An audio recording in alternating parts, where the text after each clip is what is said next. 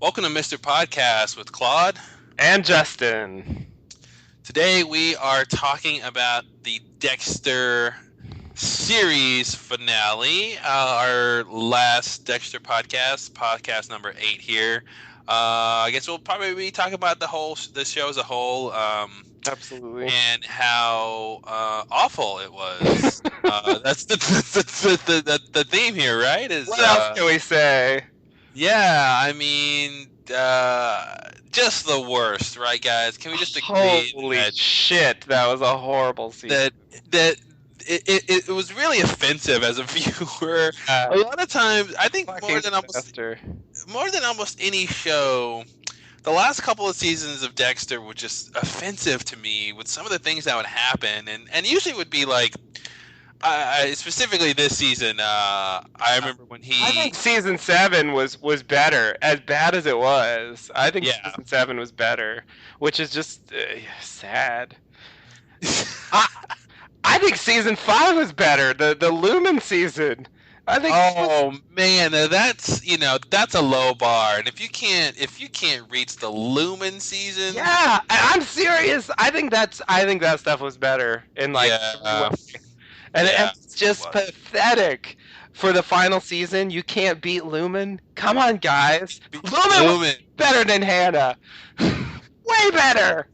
Lumen, I can't even describe how much better Lumen was than Hannah. I mean, Lumen was awful. She was not great at all. Not even approaching good. So let's start by talking about, because we're already talking about, that I think every love interest he had, except for what's her name, Lila, was, I think, awful. Never. I mean, maybe you can jog my memory. I can't think of anyone who was one of his love interests that I'm like, oh yeah, these two should be together. This makes sense. I want to root for this couple. Except for Rita, maybe. Yeah. Okay. Yeah. Well, yeah. Obviously, Rita counts, but I mean, she didn't really count because she didn't really know Dexter, right? Yeah. But yeah, of course, you're rooting for that because she's just totally sympathetic. But I think that was the closest I came to, rooting for something to work out, and that's what made the ending of season 4, where she's killed, like such a great moment. Yeah. And in retrospect, clearly the high point of the series. Yeah, it definitely the high point of the series. Probably the best villain of the season with Trinity. Trinity was totally awesome. And you had Lundy in that too, which was great. Yep. And I think that's what I meant about like some of the parts of the show that would offend me after Rita's death is like when Dexter would A, completely forget he was ever married to Rita, and then B, bring it up as if it's really weighing on his heart. He had that line when he told when he was talking to Angel about wanting to go to wanting to travel, leaving. And he was like, yeah, ever since Rita's death, blah, blah, blah. I'm like, how dare you speak her name? You don't deserve to bring her up. Yeah. She's using it as a bullshit excuse. Like, yeah, exactly. The only time you mention your dead wife, who is dead because of what you did, is when you want to run off with another woman, like, that just was offensive. Yeah, he's pissing on her grave, basically. No, literally. I saw it. Yeah. To her grave. It happened. It did happen. Her grave is wet now. No, you're right. The love interest never really worked. I think Lila worked more or less as a character. The ending was crappy, but like it really puts things into perspective though, because like the level of crappy back then was a far higher level of crappy than what we got now, It's like, looking back, it's like when he went to Europe and killed her, it's like, that was fucking awesome compared to the bullshit they pulled this season. You know what? That was fucking awesome. Like him just showing up out of nowhere. She thought she got off scot-free, and he just shows up, and that's when Dexter was cool. That's when he was interesting, and I think, after Rita's death and that whole turning point when he got really sloppy with this killing and with his kind of detective work and like he had like no long-term memory. He didn't remember anything that was really happening season to season. Learn a lesson and then forget about it immediately. Exactly. It's like, well, the one thing I'll never do again is this thing, and then like next season just do it. Yeah. Don't worry. As long as they don't show it in previously on Dexter, he can do whatever he wants. Yeah, it never happened. Yeah, and then this season, with them really trying to cram in, 5 seasons worth of character development and growth into one season, and then really trying to complete his arc with the last 2 episodes, which was really heavy-handed of like, I guess I'm the one that's bad, and everyone around me should be, I should be around people because everyone around me gets. Oh, you're just now realizing that? In fact, he's realized that like 5 fucking times already. Like, Jesus Christ. Well, it's like the previous times. It was just that one person, right? It was like, I guess I can't have a brother figure. Oh, I guess I can't have a romantic. Oh, I guess I can't have a father figure. But then it's kind of like, oh, I guess I can't have anyone. And it was like, well, other cases should have told you that it was not just that kind of person. It was anybody, that you. And I guess that's what's really strange about this last season too. Is you've on the one hand you've got this idea that he's, I guess Charlie Rampling's character is trying to say, that he's kind of perfected his issues of being a psychopath, and and the show wants us to believe he actually has emotions now, and he's actually more human now. Yeah. But on the same token, he hasn't really changed that much. You know what I mean? It's just really weird to have kind of like both sides of that. And it's like, which one is it? Is he this killer or isn't he? It really feels he doesn't kill as much, but they make it feel more like practical than that he's really changed or anything, or that he doesn't want to do it as much. Like you just see it happen. But like, I think at the end of the season they did something which for me, like, theoretically, like on paper, forget about what they actually showed, because like fucking catastrophe. But like on paper, the idea that he has someone on the table, he decides not to kill them, and he calls Deb and lets her arrest him. I like that idea theoretically. And they even have a fucking scene with Harry where he's like, oh, you don't need me anymore. I couldn't even, and he goes off to Angel Land. I couldn't even believe that. Because you know what was strange about that episode, and maybe the episode before it too, when Dexter was trying to decide to either stay with Hannah or go save the psychologist lady, it was weird because Harry was on the wrong side of the argument. Yeah.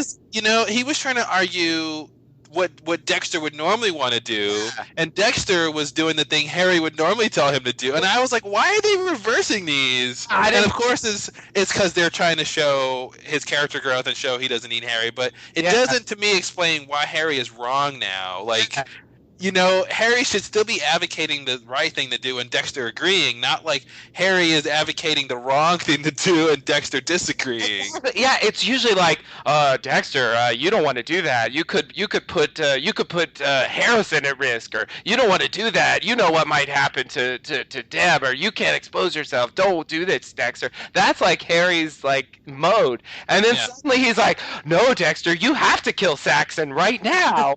Like, what? Who are you? Like, who are you? Where did Harry go? Because this is not Harry. Like, that was ridiculous. Oh no, you gotta kill him right now. Like, what the fuck? That was so came out of nowhere. Yeah, it was this complete turn. And again, that's what I'm saying about how they were trying to cram in this growth at the last 2 episodes of just like, okay, now Dexter's different than what he was earlier.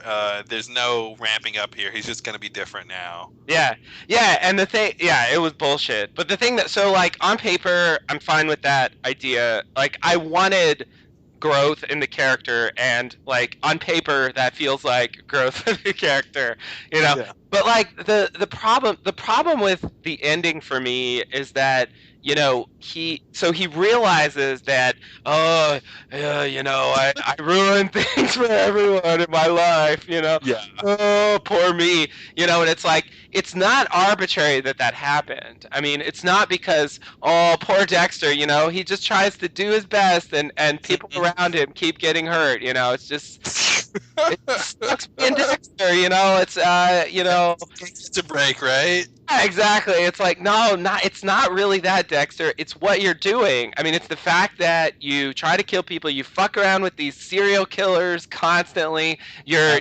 hiding evidence from the police that prevents them from arresting people at various times. I mean, you're doing things that are specifically putting people that you care about ostensibly in danger, and that's why they keep getting hurt. Yeah. It's everything you said, and on top of that, he's trying to have his cake and eat it too, right? So he's trying to be a killer and a family man, a killer and a job, you know, have a professional job. So it's like, if he had just kind of stuck to one little thing, and he might have made it work, but he's trying to do everything and, you know, have everything, and then on top of that, all the stuff you're saying, you know, and it's like, yeah, of course there's collateral damage here. But it's just like, if you, because, I mean, they don't quite say this, but there's at least this idea of maybe he doesn't need to kill people anymore.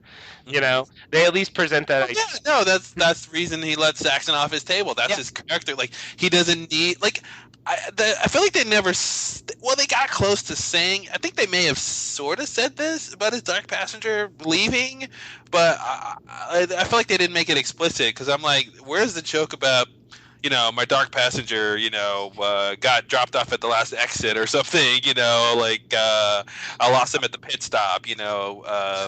No, I think when Hannah said that the dark passenger doesn't exist, he stopped talking about it. And yeah, he did, yeah. So we didn't really have it anymore. But yeah, it would have been nice to have it a little more definitive, but they at least had the idea in the air that, like, maybe he doesn't have to kill people. And so I'm like, okay, if you stop doing that, guess what? The rest of the people you care about are suddenly not going to be in as much danger.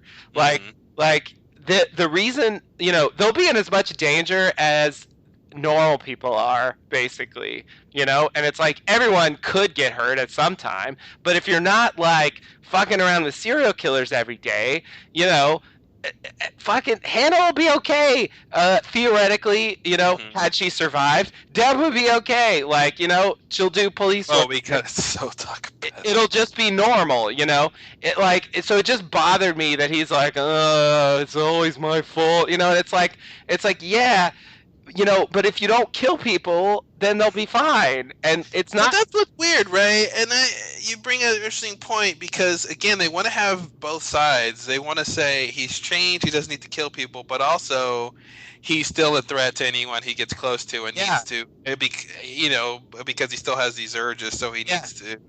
And that's not, they don't leave, I feel like they leave you, you know, the last shot with him in the cabin or whatever, just sitting there. I feel like it makes you think he has the urge to kill still, and he's presumably not exercising it, maybe, but like, yeah, you don't get the sense that he's cured, but at the same time, I feel like they kind of want to have it both ways. And yeah, it is weird to be like, well, you don't need to leave everyone in your life if you are over your need to kill. Yeah, like, if he can exile himself and not kill people, then he could not exile himself and not kill people. Like, I don't know.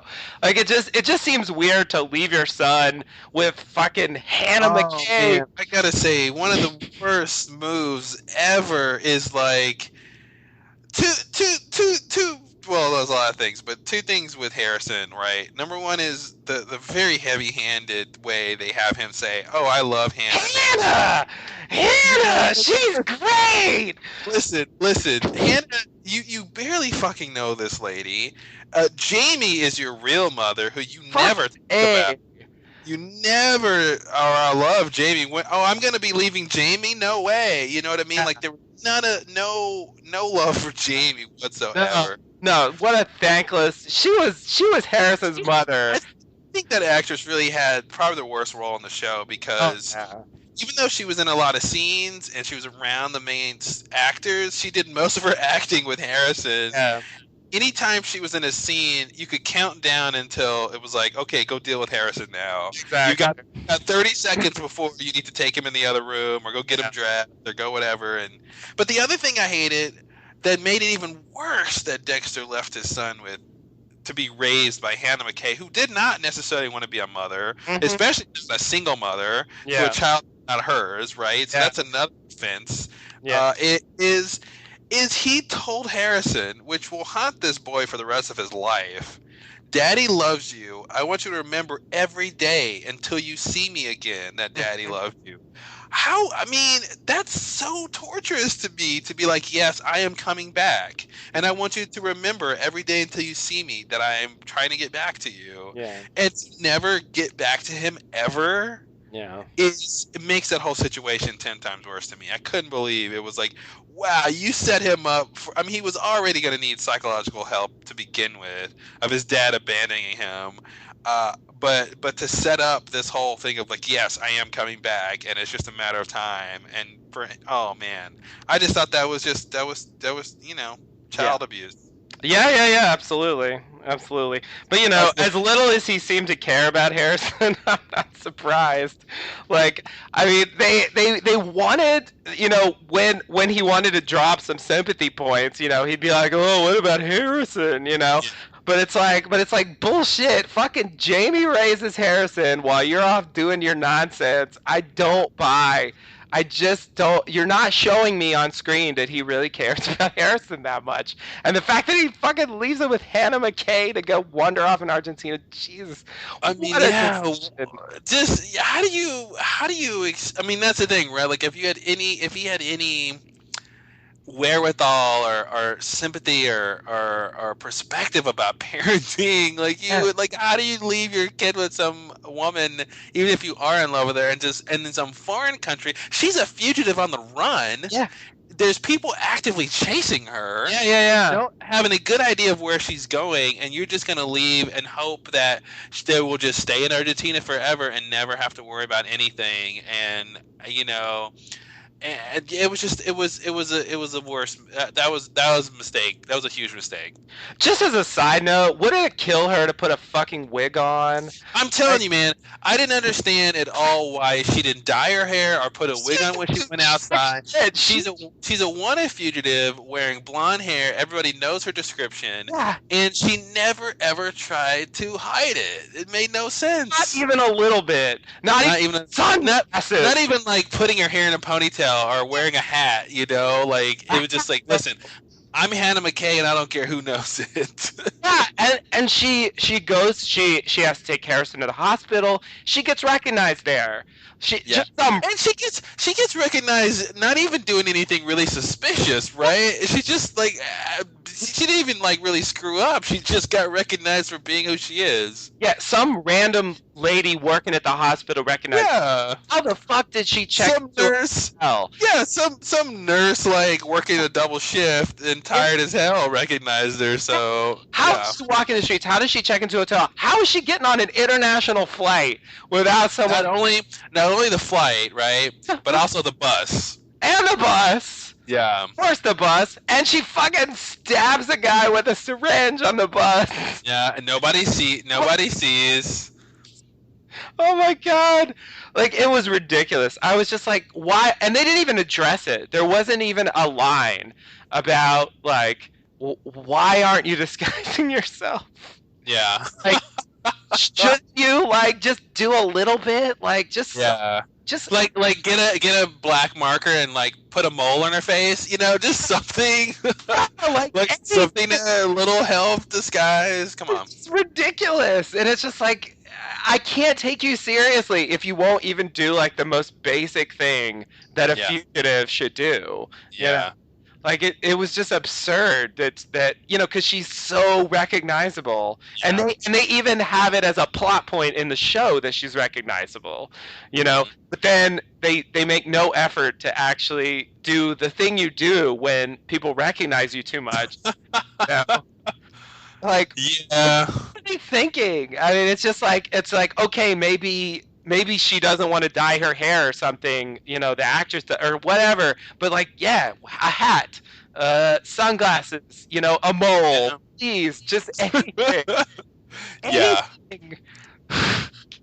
I don't need that much, and I know like it's a minor point, but it just drove me crazy because that was supposed to be a major plot point. Well, listen, when your character's a wanted fugitive and trying to escape the country, it's important how good of a job they're doing trying to like not get caught, right? Ah, exactly, and it's actually an important plot point that she's on the run, and she's got to hide out at Deb's house, and Yeah. and the marshal is coming after her.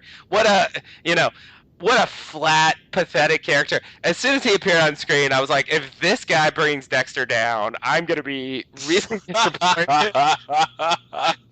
Oh man, yeah, he wasn't much. Yeah, he wasn't much. Like, He was default. What is it?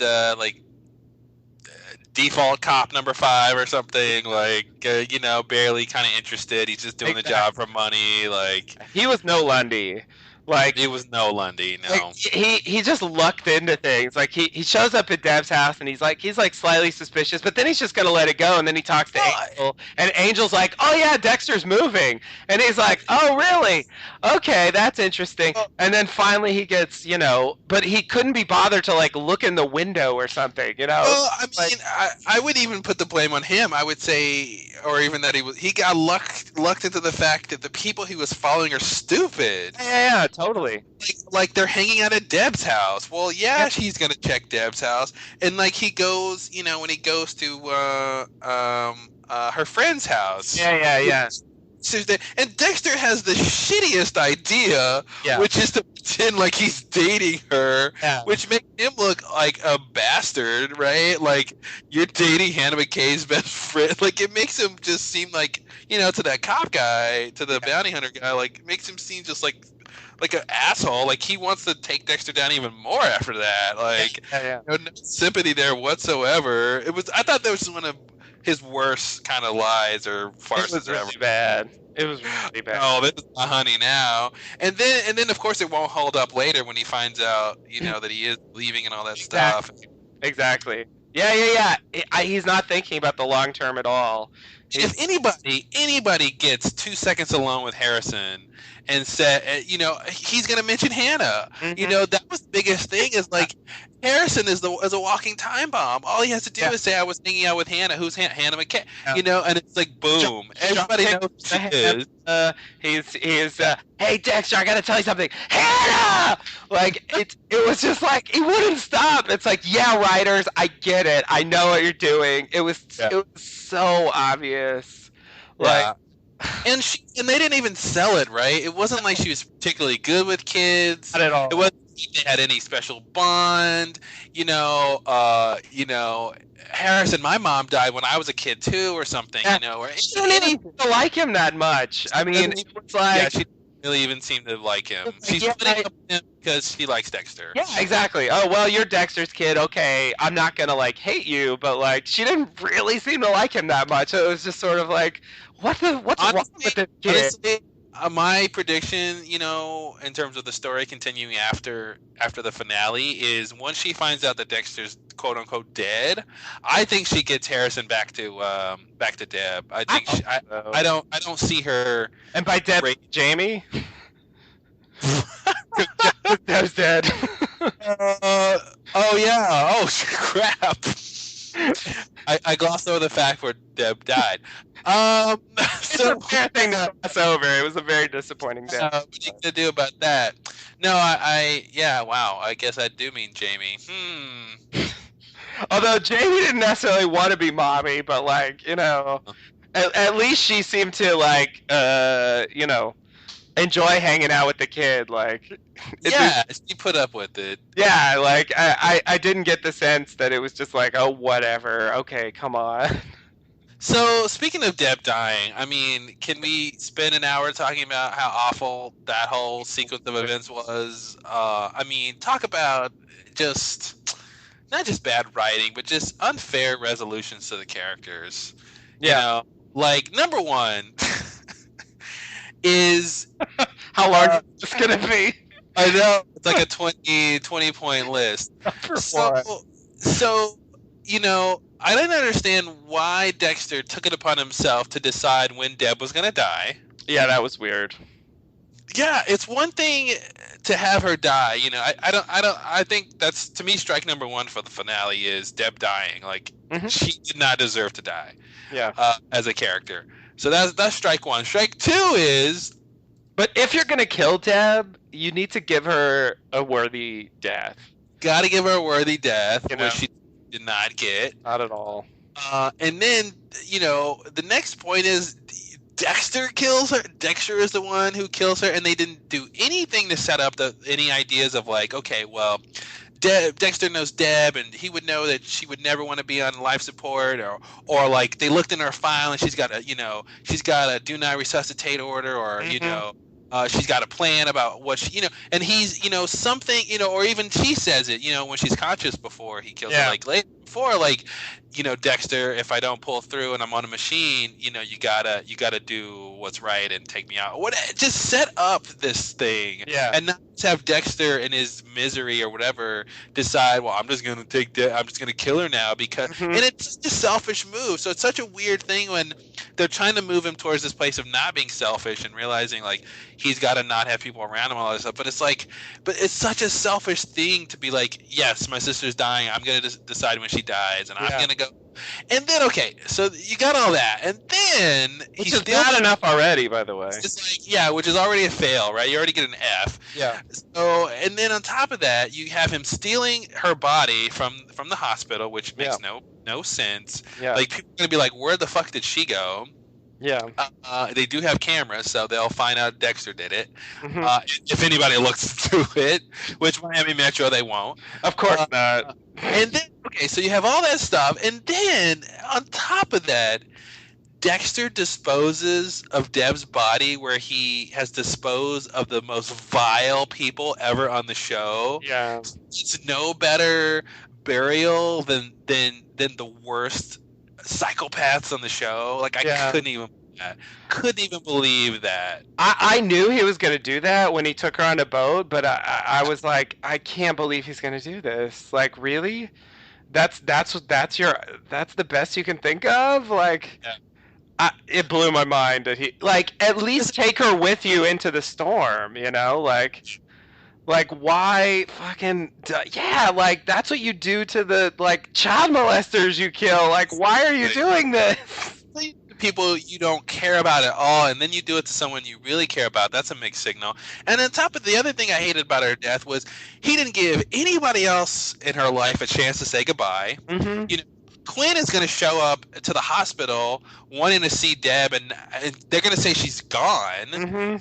He's gonna probably shoot his brains out, not knowing what happened to her. You know what I mean? Like, I mean, it was just insane that they thought this was what they would show the audience as a finale. Can't even.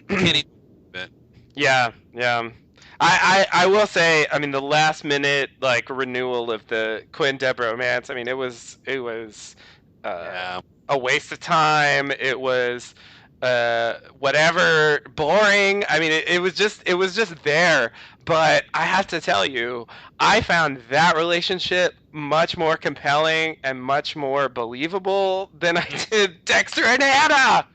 Dexter, to me, they never made it clear why they liked each other, except that they were both broken people and make bad decisions.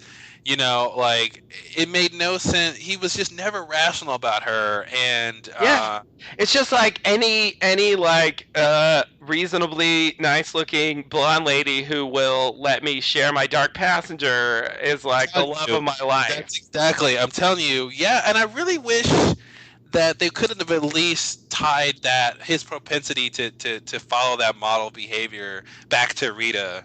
You know, like he's trying to get at something he couldn't do with Rita. He never was able to. You know, I would at least got something out of it if they would have framed it that way. Of like, he goes after these blonde women, and he's sort of in love with him for kind of no apparent reason, because he's transferring his feelings from Rita that were really, that even if he couldn't really display them before, he has them now, whatever, and kind of to connect that back and say, this is what he wanted from her, and this is what he keeps trying to get over and over again with these women, and that doesn't really work out, and that it would have at least been, some kind of foundation for what they were having him do. But it's just kind of like, no, I'm in love with her. Argentina sounds nice this time of year. Let's just move there. Okay, whatever. Yeah, I mean, it was almost like they could have just picked any country in the world and said, yeah, we're just gonna. I mean, I'm assuming the extradition rules are why they wanted Argentina, but it's kind of like. Actually, I was wondering about that since Hannah's still a fugitive. Like, I was sort of wondering to what extent she'd be safe there in Argentina. Yeah, I think that's why they picked that country. I can't imagine why else. And then but yeah, that was and okay, so then Dexter throws Deb's body over the water, and then I'm thinking, oh, Dexter's gonna die too. Oh, this storm's coming. He's gonna get electrocuted by a bolt of lightning, and he's gonna fall over, and then they'll both be, falling into the dark water, and that'll be. I'm like, come on, we gotta get that right. And then it's like, no, that didn't happen. Hell no. Then he drives into the storm, and I go, okay, well, that's pretty much what I was thinking. The storm kills him. He drives into the storm. Yay, he's dead, right? And then it's like, oh, well, we found the wreckage. And then Dexter pulled a fucking Batman. Oh, don't say that. He totally pulled a Batman. Literally the same. Instead of the only difference is he's in a boat instead of the bat plane. He didn't have a bat plane, okay? Well, yeah, that's the only reason. That's some slack. He wanted to use the bat plane, but he didn't have a bat plane. That's actually a pretty funny hypothesis. Like, he saw Dark Knight Rises and was like, oh, that's a pretty good way to go out. Yeah, but the difference is fucking Batman rejoined Hannah McKay. And it's kind of similar too, right? Because like she's in like that cafe at the end, like that like European. Well, I guess she's in Argentina, but that same kind of like foreign country thing. And yeah. That's the only thing. Yeah, Dexter is there, and they could have totally replayed, like had Dexter be there with Hannah and Harrison, exactly. And then Dexter looks in the corner at the other table. It's like Harry winking at him. Exactly. Like, there it is. That's exactly the Dark Knight Rises ending. Spoiler alert. Spoiler alert. Totally. I mean, come on. Who hasn't seen that, right? Don't. I don't want to hear from you. If you haven't seen it, that didn't ruin the movie. Come on. No, I really didn't. It really didn't. It ruined itself. Exactly. Yeah, no, Anne Hathaway is totally the Hannah McKay of the series. It's really true. And Harry is the Alfred. Yep. That's definitely that would totally work. And like, I wouldn't have thought. I mean, I didn't really like the ending of Dark Knight Rises that much. I wouldn't have thought that was like a brilliant ending of a series, but I would have preferred that. What we actually got. Well, it would have been better, right? I mean, it sidestepped some of the big issues I have, at least, of Harrison being raised by Hannah and Hannah kind of being on her own and that kind of stuff. And it would have been nice for Dexter to fake his own death so nobody's looking for him, but still kind of have his cake and eat it too. And I would have preferred that over, I'm too evil to have anyone around me, so I'll just sit here in exile until what? I don't know what. Till I die? Like, yeah. Yeah, I mean, that's such a horrible, not satisfying way to leave a character off. I'm just pointless. I'm going to sit in this room forever. Yeah, like, why not kill yourself if you're not going to, Well, to me, the answer is he's too selfish for that. He's too selfish for that. He I mean, he doesn't usually sacrifice himself for other people. Like, he'll put himself in harm's way to kill, the bad guy, but it's not really like he's sacrificing himself. Right. You know what I mean? That's one thing he never got over, is that kind of selfishness and part of his psychosis or whatever. Yeah. Psychopathicness. I don't know what the word is. Psychopathy? I don't know. Psychopathy? Well, that's probably the real word. Let's use that one. It sounds like it might work. People don't say psychopathy that much. Yeah, they don't. That's why I wouldn't think of it. But Yeah. yeah. That was just the worst. That was just so much the worst. All of it was just the worst. This whole season was the worst. It was. I think for me, the best part of the season was the beginning, like the first few episodes. I think the introduction of Vogel was seemingly interesting. I say seemingly. The subplot with Deb like being a PI and oh yeah, bottoming out and like oh man, that was so interesting. Yeah. Like I think that was actually good and pretty strong drama. And I thought maybe the season would work like when it started that way because it seemed like they were actually taking chances and doing more surprising things and letting the characters go to uncomfortable places that they hadn't really gone to on the show before. But yeah, that was short lived. I mean,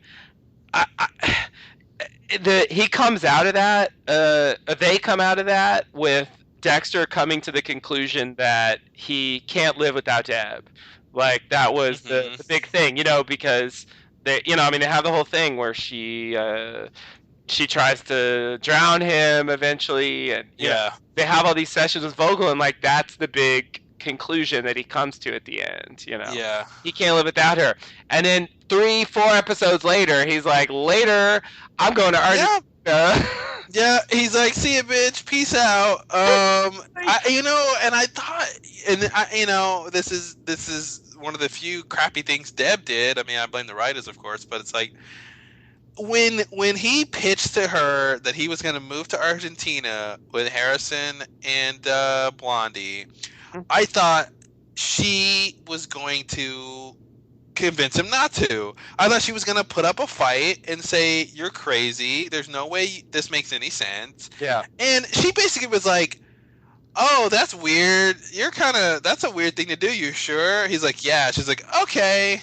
And I'm like, really? I thought there was no way she would let Harrison be taken out of the country to be raised by what's her name? Hannah McKay. Yeah. Like I thought like there was no way she was going to let that happen, and they just let her say okay. And it wasn't even a multi-scene defense that she put up. After that first scene where she's like, you sure? He's like, yeah. She's like, okay. And that was it. Yeah. They just had that whole thing. And then later they're trying to be like, well, thanks, Dr. Vogel, for bringing us back together. And it's like, yeah, but only so you can like live apart, right. That was really awful, I thought. It was such a harebrained idea that was just totally...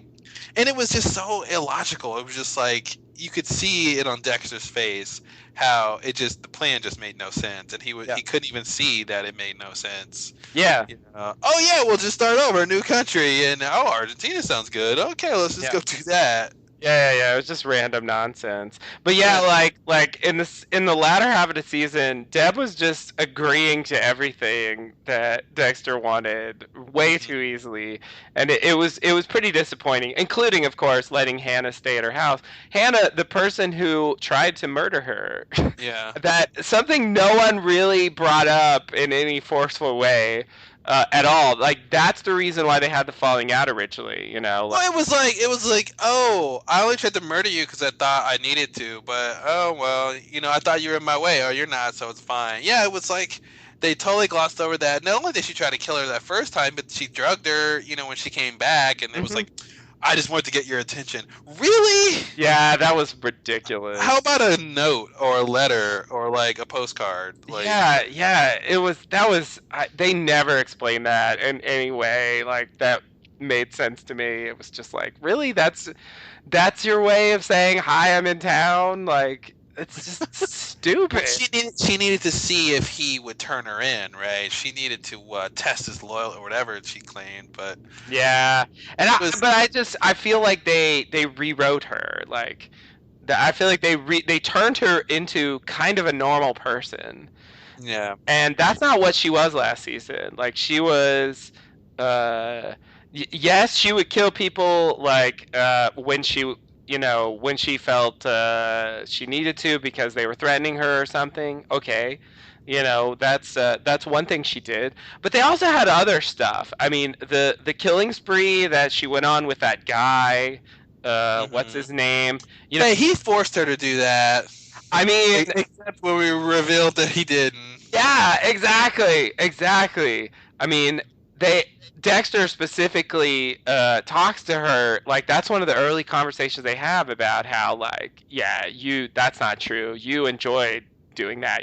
So there's that, and then there was the husband she killed because I don't know, something like he wanted to have kids and she didn't, or she wanted to have kids and it was something about kids. Anyway, divorce, but she killed him. She killed him instead of getting a divorce. Okay, I don't really buy that was necessary. And then finally there was the flower shop owner guy.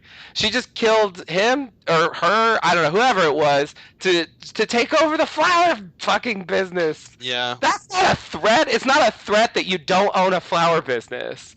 Like, no, I mean that's the thing. It's like she's not a compulsive killer like Dexter is. Right. But she's still, she's still a murderer. She still will kill people who get in her way or have something she wants. Yeah. And yeah, I mean, she's still awful. But like that's not, the way they framed it in this season, and they had this fucking awful husband character, the one note like, I'm a bad guy, kill me soon, Yeah, exactly. It was just atrocious, but it's like she's the victim there clearly, so it's like you're supposed to feel sorry for her or something, and it's like, yeah, if that's all that happened to her, I would feel sorry for her, but like that's, she tried to kill Dib. That's why he turned her in, and they just erased all of that history, and she became like Dexter's normal girlfriend who accepts his dark side, and that's it. That's it. And it's just like it was so annoying to me that they just tried to like turn her into mostly a normal person. Yeah, because it's like that's not what you wrote. If you wanted her to be that, you shouldn't have written what you did last season. Yeah, I would have. Well, they wanted different things. Last season they wanted her that way. This season they want her this way, and yeah, it's your fault, Justin, if it doesn't make sense. It's my fault. God damn it! Why is it my fault again? It just is. It's not. Well, it's not the writer's fault, is it? Come on. Right. You're right. What was I thinking? It was crazy of me to think that. Yeah. I would have preferred when she first came back. I was like not excited because it's kind of one of those situations where I never really liked her character, so I wasn't that happy that she survived. I wasn't like, yeah, she's gonna be back next season. I can't wait. She provided nothing interesting ever on the show. Yeah, but I was like, I prefer her. At the end of last season, that was my favorite Hannah McKay scene when she was like on the loose and potentially a threat. And if she came back as a bad guy, I would be okay with that. That's really the only way I would be okay with her coming back.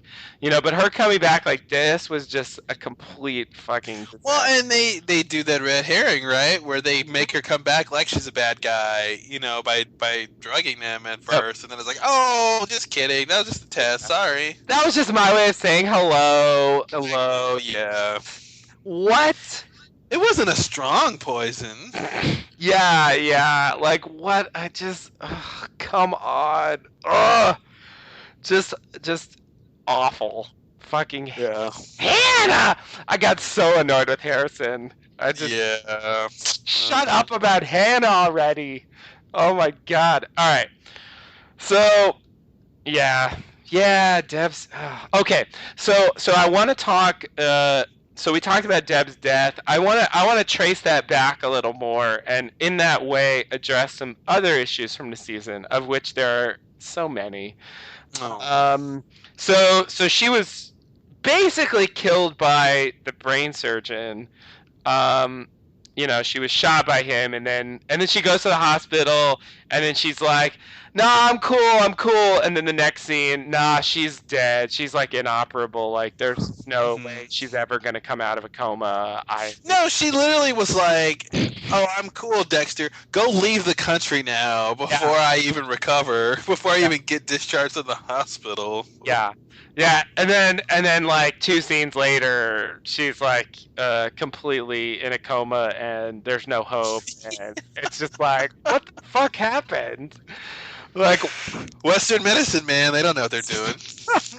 it was just so anticlimactic, you know? Like, why have her survive the gunshot if it's going to be such a well, because they couldn't have it be serious in the beginning because Dexter wouldn't want to leave, so they needed to have him want to leave. Yeah, but not leave before she actually does die, so he can kill her. It's the best. You're right. That's why they did it, but like I just don't think that's a good reason, you know? Like yeah, because we writers needed to manipulate the story. Like I feel like it should come from the characters and the way the drama works best, and that's just like that. All those plot points were awful, you know. So okay, you had the brain surgeon, in the room, like, and that whole thing play out. Okay, I'm rewinding from there. So earlier we have early in the season we have the brain surgeon, and it's like, okay, there's a brain surgeon, he's cutting the brains out. Ooh, okay.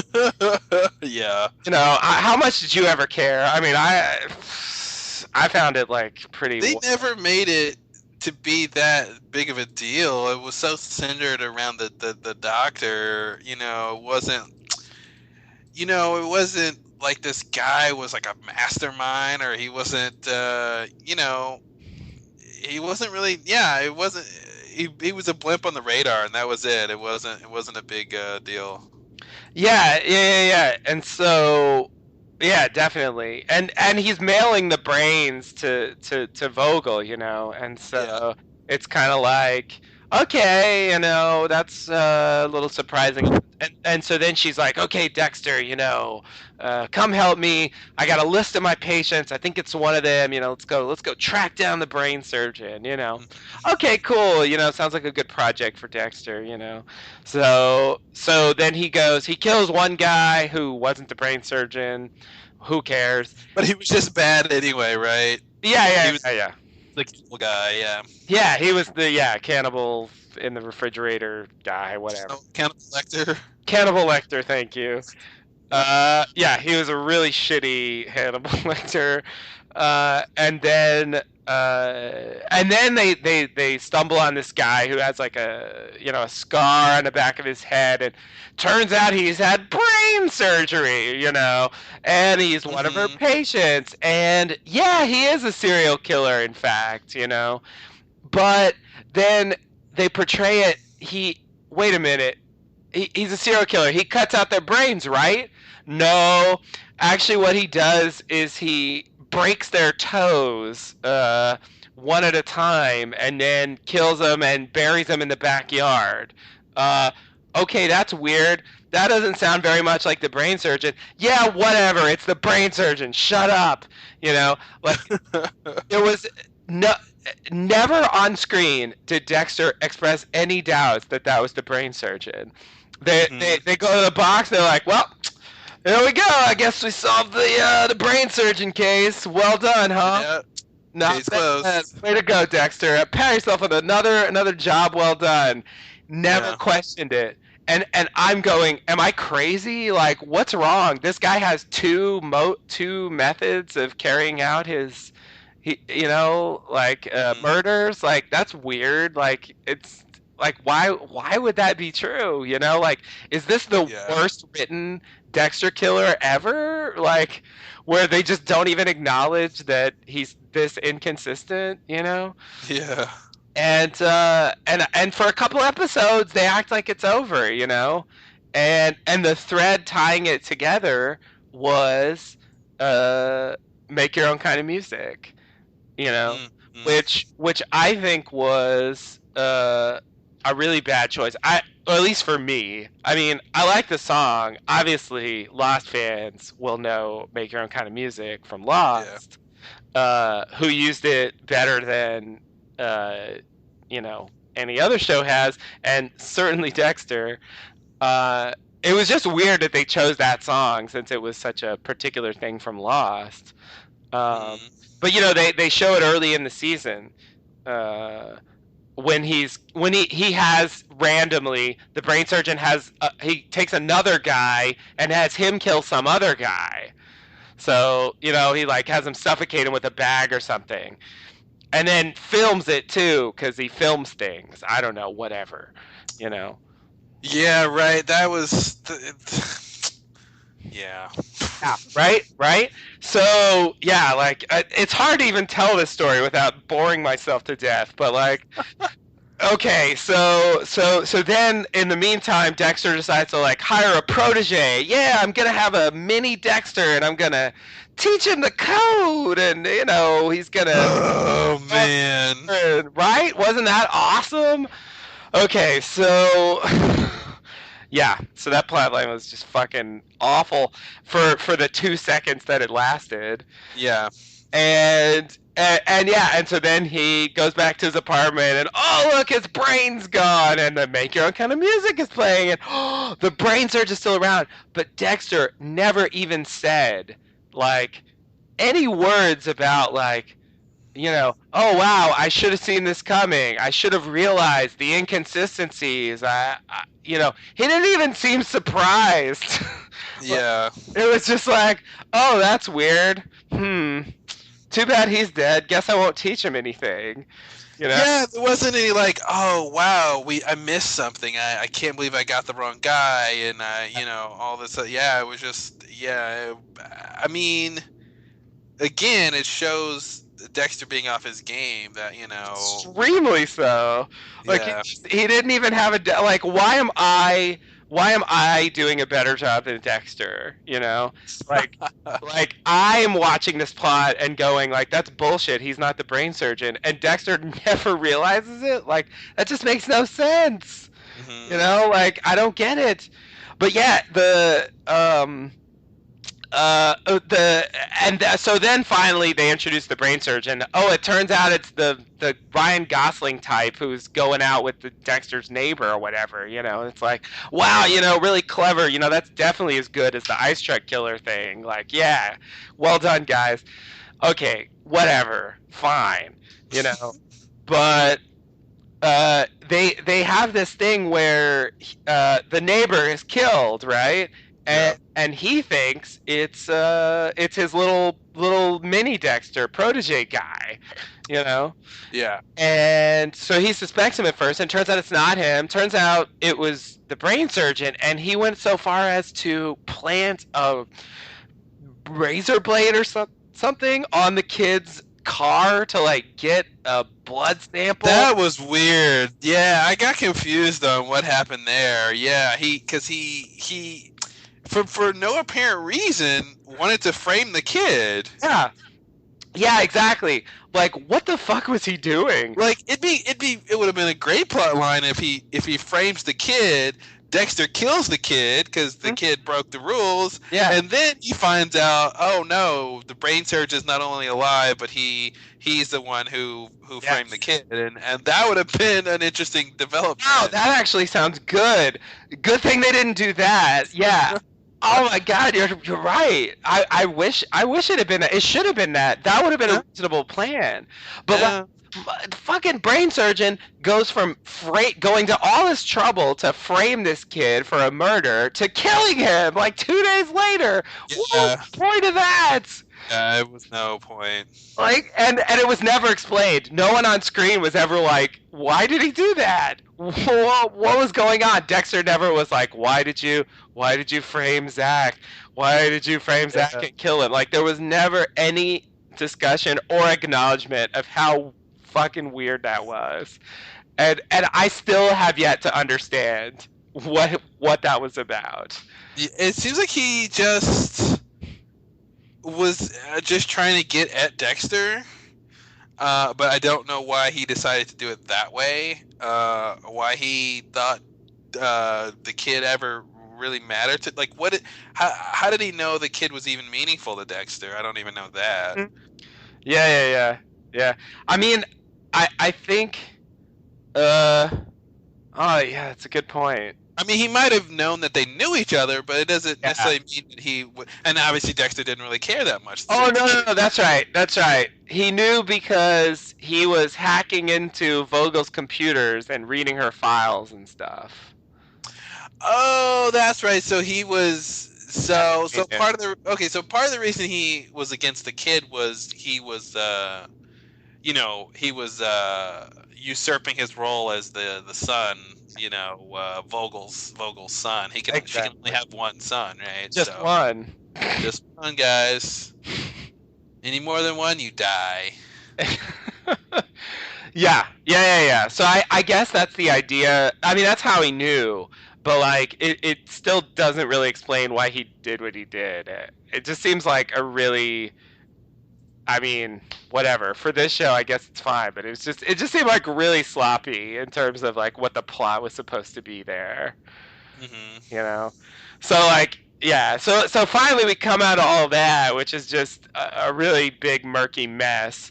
And so now we have this brain surgeon guy played by this Icelandic actor Dari Ingolfsson. Oh wow. Yeah, I had to look it up.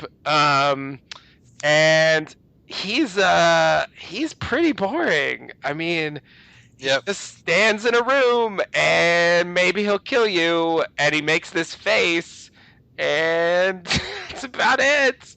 I mean, there was no grand plan. There was no philosophy. It wasn't like the Killer or Divinity or it was just whatever. Even Jordan Chase, Jordan Chase.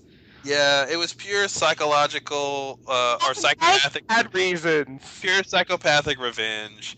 That's all it was. And as soon as he was revealed to be the brain surgeon, he put on, default evil villain number 5 and wore that face the entire rest of the show. Like, he got so less interesting because you knew. You kind of knew what he was gonna do. If you thought he was gonna kill somebody, he's gonna kill them.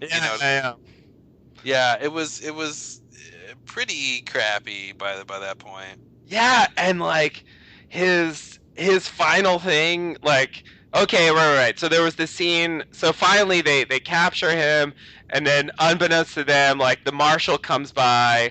And so that gives him the opportunity to escape. But like one thing about that was kind of annoying to me was that Dexter had released the footage of the brain surgeon killing Zach to the media in order to draw him to Dexter so he could trap him. No, that's right. Yeah.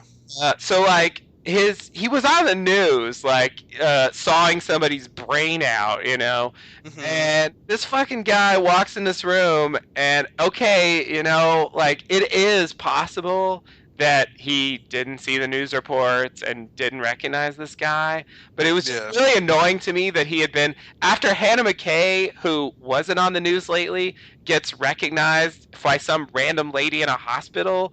Like, the guy who's sawing brains out on TV the night before, he walks in the room with him, and it's just like, oh, poor guy, I'm sure you need help. And 2 seconds later, he grabs a knife and kills him. And it was but also, there wasn't any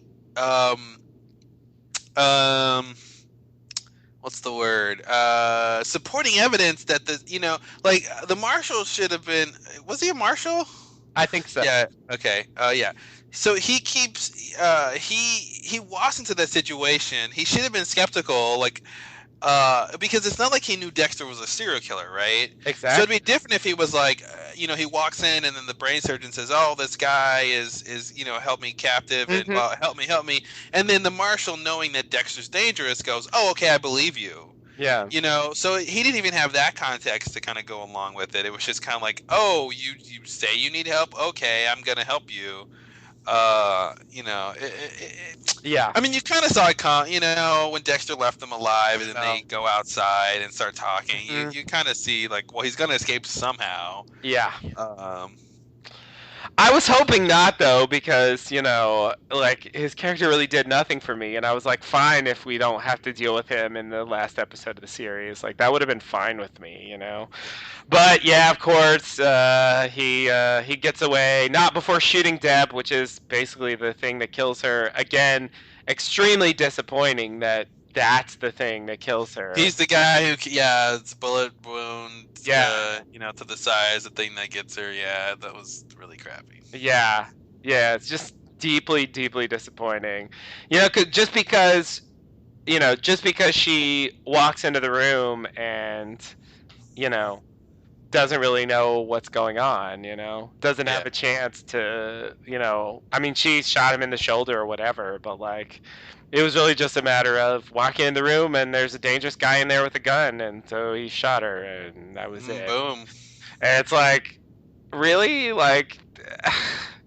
I I mean, there's got to be a better death for her. I mean, no, there is. Please. I really, it was disappointing, and you sort of pointed out some of the ways of the way they started writing her character in the latter half of the season, but yeah, that death was deeply disappointing. Despite that.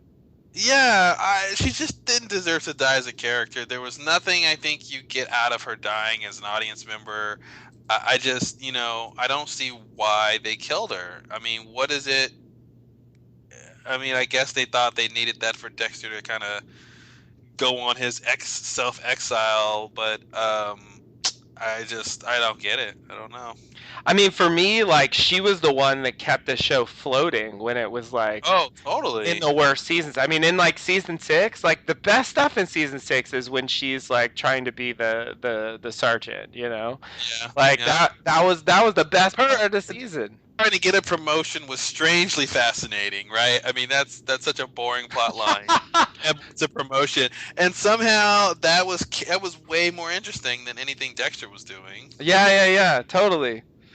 Yeah, because it was just bad. Even though, like, Colin Hanks was even still better, I think, than Brain Surgeon. But yeah, it was bad, and I just think her arc, of course, she ends up finding out at the end of season 6, and then the season 7 fallout from that ends with her killing LaGuerta, which again just doesn't matter in the long run, which is really just it is disappointing. Like, no one ever found out she did it. She never really got to confess. It was weird. It seemed like she was about to, like a couple, like in the ambulance or whatever. I was like, okay, maybe she'll admit it, and just for all the other characters, it just sucks that Dexter's gonna go down in their books just like, the Trinity killer who's still at large, and old Dokes the serial killer, and like all this Dokes the serial killer, Maria the crazy woman, like all this crazy shit that they think about, the Santa Muerte killers who are still at large. Oh, jeez. Oh man, I can't believe they're still around. Yeah. They just gave up. I don't know. They forgot they existed. I mean, like they just existed. At a certain point, they're just like, whatever, take them off the board. Like, exactly. Let's move on to something else. But yeah, like Dexter's gonna go down in that book where they're just gonna be like, huh, that's weird. Whatever. Yeah. One day he left, and I guess maybe he's in Argentina. But Deb's body disappeared, and his boat crashed. I guess he's dead. I don't know what happened. Yeah, I feel like that's all that Angel and Quinn can really say is, well, I don't know what happened. But I do want to say this. I think Miami Metro's homicide, solve rate is going to go up now that Dexter's out of the... You're like, wow, that's weird, because Dexter was so good at his job, but suddenly we're solving so many more cases. Yeah, what's going on now? Suddenly, evidence doesn't go missing, and people get and the police can actually do their work. And I think what's his name, the boss guy, Matthews. Yeah, Matthews is going to be like, you guys are doing a great job in this department. What happened? Yeah, but Matthews, who, by the way, was just inexplicably back this season. Like, oh, man, he was like, hey, Dexter, I want to get my old job back. Done. Yeah. You know? And it's like, yeah, he had to be around. It's like they couldn't. They had to have an authoritarian figure, and I guess Angel just couldn't do it. Angel wasn't gonna serve that. Just couldn't do it. Yeah. No, you're right, because Angel seems too much like a nice guy, so he can't like jump in the scene and yell at everybody and be an asshole. Yeah. Just be weird. But yeah, it's just that whole thing was strange. But yeah, you're right. That's absolutely what's going to happen following the end of the series. I maybe that's the only positive outcome of everything. That the Miami homicide will become. Yeah, no, that is a positive outcome. You know, like it's good. It's good for them. It's too bad they'll never realize why. But yeah, no. You know, still though, I'll give him credit for that. So yeah, anyway, I was going from there with then he the old brain surgeon runs away, and then he kind of does a Javier Bardem from No Country for Old Men thing where he has to like heal his wound, and then so he forces some guy to stitch him up and then kidnap him, and okay, whatever. And then he's gonna go to the hospital to finish off Deb because I don't know. Yeah, because of why? Because once I shoot you, you better die. I don't know. Listen, when I try to kill something, it gets killed. It's like, what the fuck? Why did he have a... Shouldn't he be trying to escape town since he's a wanted man now and everybody knows his face? And he pulls a Hannah McCain. He walks in with no disguise. Yeah, nothing. I guess if anyone stops him, he can be like, no, I'm Ryan Reynolds. I mean, Ryan Gosling, sorry. Yeah. No, exactly. No, really. No, yeah, you see me on TV. Yeah. It's Drive, man. That's good stuff. Drive. Please. Drive. Yeah, no, so then like he walks in, and he finds Deb's name. He's gonna get to a room, and he's almost there, and then an angel puts a gun to the back of his head. Mm. And I was just like, really? That's it? That's it. We're done? We're done here? Like, it was such an anticlimax. I was like, that's the end? Well, and specifically it was anticlimactic because they gave you a climax with him facing off against Dexter in the hallway. You think, oh man, they're finna go mano a mano. There's nobody around, and it's literally they're building this moment, and they totally burst the bubble when Angel's like, oh yeah, by the way, we're here, and it's not even like Dexter didn't even know they were there. It wasn't like a setup where, we know he's coming and lure him out, Dexter, and we'll be behind to get him. It was just like Dexter didn't even know Angel was there. He almost started attacking this guy, with the fork or whatever he had. Yeah, he was using a fork. I got me kidding with a fork. I got a fork. Yeah. And that's what I liked about that scene. It was like, oh, nice, he's gonna go at him with the fork. Let's do it. Yeah, brain surgeon with a fork versus Dexter. Let's go. Come on. Well, no, Dexter with a fork versus brain surgeon with a gun. Dexter had the fork. Sorry. You're right. Dexter with the fork. Yeah, how's he gonna pull it off? I don't know. We'll never know because fucking Angel was just standing right there, and it's like, oh, we're done here then. Okay, they're not gonna fight now. The other thing that makes it anticlimactic is it means that Dexter didn't even have to show up. That Deb was protected, and Angel, Deb would have been fine if Dexter got there or not. Yeah, exactly. And it was. So that was disappointing. And then they take him to jail, and then Dexter just has to kill him now, and it's like, okay. I don't know. Like, Deb hasn't died yet, so it's not quite... I don't know. It's not quite enough to me that... I don't know. Maybe for both... well, that's the thing. Like, he wanted to kill him because he didn't want to leave the loose ends, right? But on the same hand, or the other hand, whichever one you want to look at it, on the other side of the same hand, maybe, um, he is behind bars and he is going to jail. They got video of this guy. Yeah, so I mean, it's like a large probability he won't ever get out of that. He's going to go to death row and he won't ever get out of jail. But I guess Dexter's like, no, I got to kill him. And again, it's that which one is it? Do you have this need to kill or not? And this is, I guess, less of his dark passenger and more of revenge for his sister. But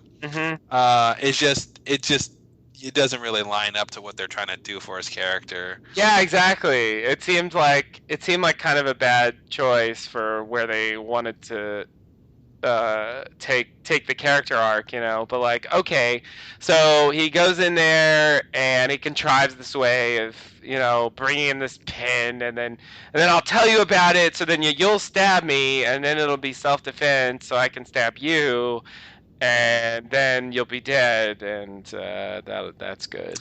So it's like, it was really weird. Like, he said this whole thing, and he's he puts the pin out, and he seems to be planning or expecting that Brain Surgeon is going to attack him with the pin. Now, what is of course contrived and unbelievable is that the Brain Surgeon goes for his shoulder. Of course. What's that gonna do? Apparently nothing. Dexter doesn't need a bandage. He doesn't bleed a lot. It doesn't hurt him at all. Nah. He's not worried about infection. Nothing. So he somehow was knowing that the Brain Surgeon isn't gonna attack him fatally, but then he's still gonna be able to turn the tables and attack him in the throat and all that stuff. So and then on top of that, all this is being recorded, so they actually see Dexter doing this and nonchalantly pressing the call button. Yeah. The alarm or whatever, and it's kind of like, well, that's a sign that you set this up, And then I like that the angel actually walked through this with him and was like, okay, listen, you don't even work here anymore. Yeah. And because when Dexter went to see the Brain Surgeon, I'm thinking, well, the judge is going to throw this evidence out, right? Totally. The brother of the victim does the forensics. Yeah, no way. No. Any good defense attorney is going to get that thrown out. Yeah. And then when he was the guard in the front, when exercise signs in, is like, do you need an officer with you? He's like, no. I'm like, what? How do you get an option? You're going to go in a room with a known serial killer, and the police don't have to be there. Like, you're a tech. Like, why do you get the option other than so they can play out the way they want to play out? Yeah. Yeah, and so, but I liked when Angel was walking through this and going like, it doesn't. How are we going to explain where you were there, man? And then once Quinn says like, looks like self-defense to me, and where Quinn is coming from this, he doesn't care and he's glad the guy's dead. I feel like the subtext with Angel is kind of like, okay, Dexter, we'll cover this up for you, because he told him to leave town. Yeah. You just killed somebody. There's no way the police is telling you to leave town until this is solved. And they're like, no, go ahead. You're fine to go out of the country to another country that we can extradite you from. Yeah. And I thought that was what they're getting at. It's kind of like Angel's like, this is bad. We're gonna cover this up for you. We're gonna be like your friends and hide this, because we really. This falls apart if you try to explain this to a jury or a judge or something. Yeah. No, but it's but it falls well short of them realizing who Dexter is. Yeah. It's just like, okay, that's kind of weird, but maybe they're just thinking he's doing it for revenge or something. Yeah. So they're like, okay, and fuck the Brain Surgeon. Like, okay, he's dead. Who cares? Like, in terms of getting justice for his murderer, whatever. So it seemed to me like I didn't quite take it that far. I get the sense that there was some hesitation, but that in the end they were like, yeah, okay, I guess it was self-defense, whatever.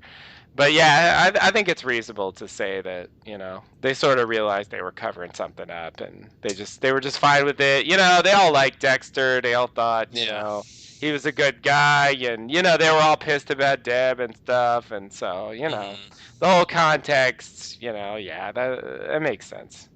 Yeah, definitely. So yeah, that whole story that I just went through, just, I mean, at no point in that story is it good, like where was the good part in that story? Like it just didn't happen. Yeah. Like the whole thing, it was sloppy, it was a mess, and it wasn't even interesting. I mean, the character was just flat, and I mean his killing of Vogel was just like whatever. Yeah, even when they were getting somewhere interesting with like, oh, she wants her son back and she's gonna try to nurture this guy even though he's a psychopath and all this, like that was getting someplace interesting.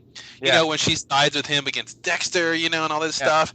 And then he's like, oh, you like Dexter more than me? I'm killing you, bye.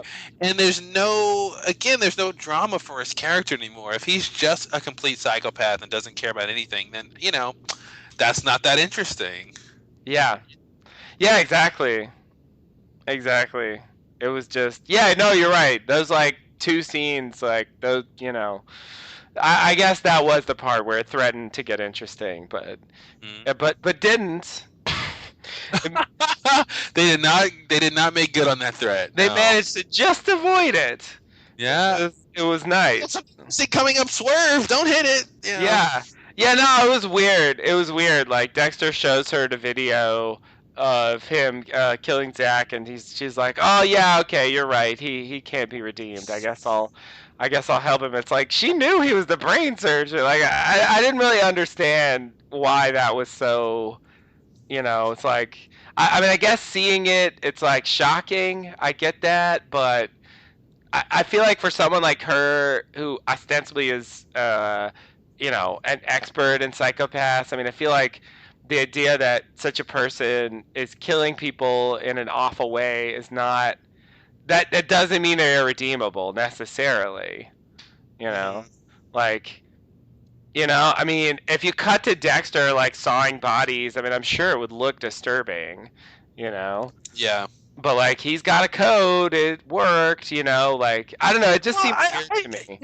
I think you can make a strong case that Vogel has a lot of issues, and I think that's reflected in her decision making process, right? Of like, the fact that she's willing to rationalize their behavior, even if it's interesting, like intellectually, it still shows that she's got her own issues. Yeah. And they kind of get that a little bit, where it's kind of like, well, she only went into this because her son killed their other son, and she had a personal interest in studying this stuff. This wasn't just an intellectual curiosity she had.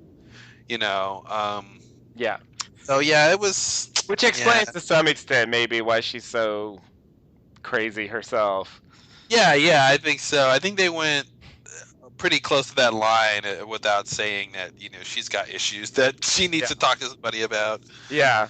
It was on the verge of being there. Yeah, so I mean, I think her character was fine. I mean, I think the early stuff worked. At a certain point, she just kind of got boring, and she was just sitting there, and nothing was really happening. And yeah, the thing where she threatened to get interesting with the brain surgeon was fine, but yeah, I mean, once she died, it was whatever. But I think the main thing about Vogel for me is the way they retconned Harry. Oh, that was just so bad. Like it. Oh, by the way, everything you liked about Harry, Vogel did it. Yeah, exactly, exactly. Yeah, like that was the foundation of what made Harry interesting. The fact that he was the guy who took this kid and was like, "No, I will teach you how to channel these urges you have." like most people would like send their kid off, to a psychologist, to an institution, like what Vogel did. Yeah, like what Vogel did. Like if you realize your kid's like that, but he was like, no, no, no, no. I think you can channel this. I think you can live with this, and that made him crazy in a way, but it also made him interesting. But yeah, it wasn't just that you can channel it, but that you can do good with it, right? Like he saw there was a need to get rid of bad people that slipped through the cracks, and so like it made sense that Harry would want to not, put his son in jail basically, or some asylum, and find a use for him in law enforcement. That's interesting, and I what they showed when they retconned the Harry story and him coming to Vogel, like it all makes sense. It all is interesting. Okay, yeah, he's not a psychologist. He doesn't have expertise in this area. It does make sense for him to go to a therapist and talk to somebody about Dexter. But the show was really bad or good, depending on how you want to phrase it. At only. And most shows, I guess, do this, where they only really care about what's happening now and focus on present situations. And fuck the past, because what they did was basically say, okay, look, we thought Harry was sort of noble in a sense or whatever of coming up with this code and trying to get his son to acclimate and to have some place in society that has some use and give him some sort of life. Okay, check. Okay, now we're going to take that away and say that was Vogel's idea and Harry was just didn't know what to do. That way we can have Vogel, who's now in the present, and in the present storyline, be sympathetic and be someone who can help Dexter, and we can move forward. But like they could have had pretty much the same outcome and kept Harry's backstory intact by Vogel. He was worried about what to do, and they did talk about the code and everything, but Vogel wanted at the end of the day for Dexter to go to an asylum, and Harry put up a fight and said no and instituted the code, and him and Vogel went their separate ways, blah blah blah blah blah. Everything we know is the same, and then when Vogel comes back into the picture, she can say, I was wrong about you, Dexter. Yeah. She can say, look, Harry was right. The code did help you. It did work. Yeah. You completely changed my whole theory on what's possible with psychopaths. Yeah. Not like I knew all along you could capable of this, but I was wrong, and now I'm... And that actually would help with her son, right? It would give her an idea that he's redeemable after all this time. And I was like, they could have done that and not ruined Harry's half of what makes Harry interesting. Yeah. Exactly. Yeah, no, that would have been a lot better. I wish they did that. Too bad they didn't do that. I don't get it. Of all the things that you can do, I mean, that's like the foundation of the whole show. There is no Dexter without Harry and his code. Exactly. Yeah, and it's just like to take time in a season. I mean, it's already such a disaster to like take that away.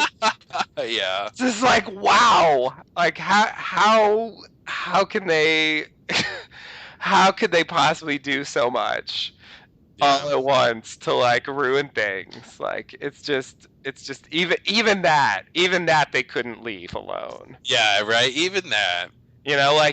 Ghost Harry and all that. I mean, that was bad enough, but like you had to even take away the code from it. Harry's code isn't Harry's. Not even Harry's code. Like, wow. Like it's just No, you're right. There is a logic there, but yeah, I think that totally would have made more sense. So much more sense than what they told us, and it would have tied together better with the other stuff they did with her character, and the whole thing. Just there's really a lot of things they could have done this season that could have been better. Yeah. I feel like there were elements here that like could have turned into a decent season, but so like it wasn't, but it just seemed like every time they came to the point where they had to make a choice. They made a bad one instead of a good one. And yeah.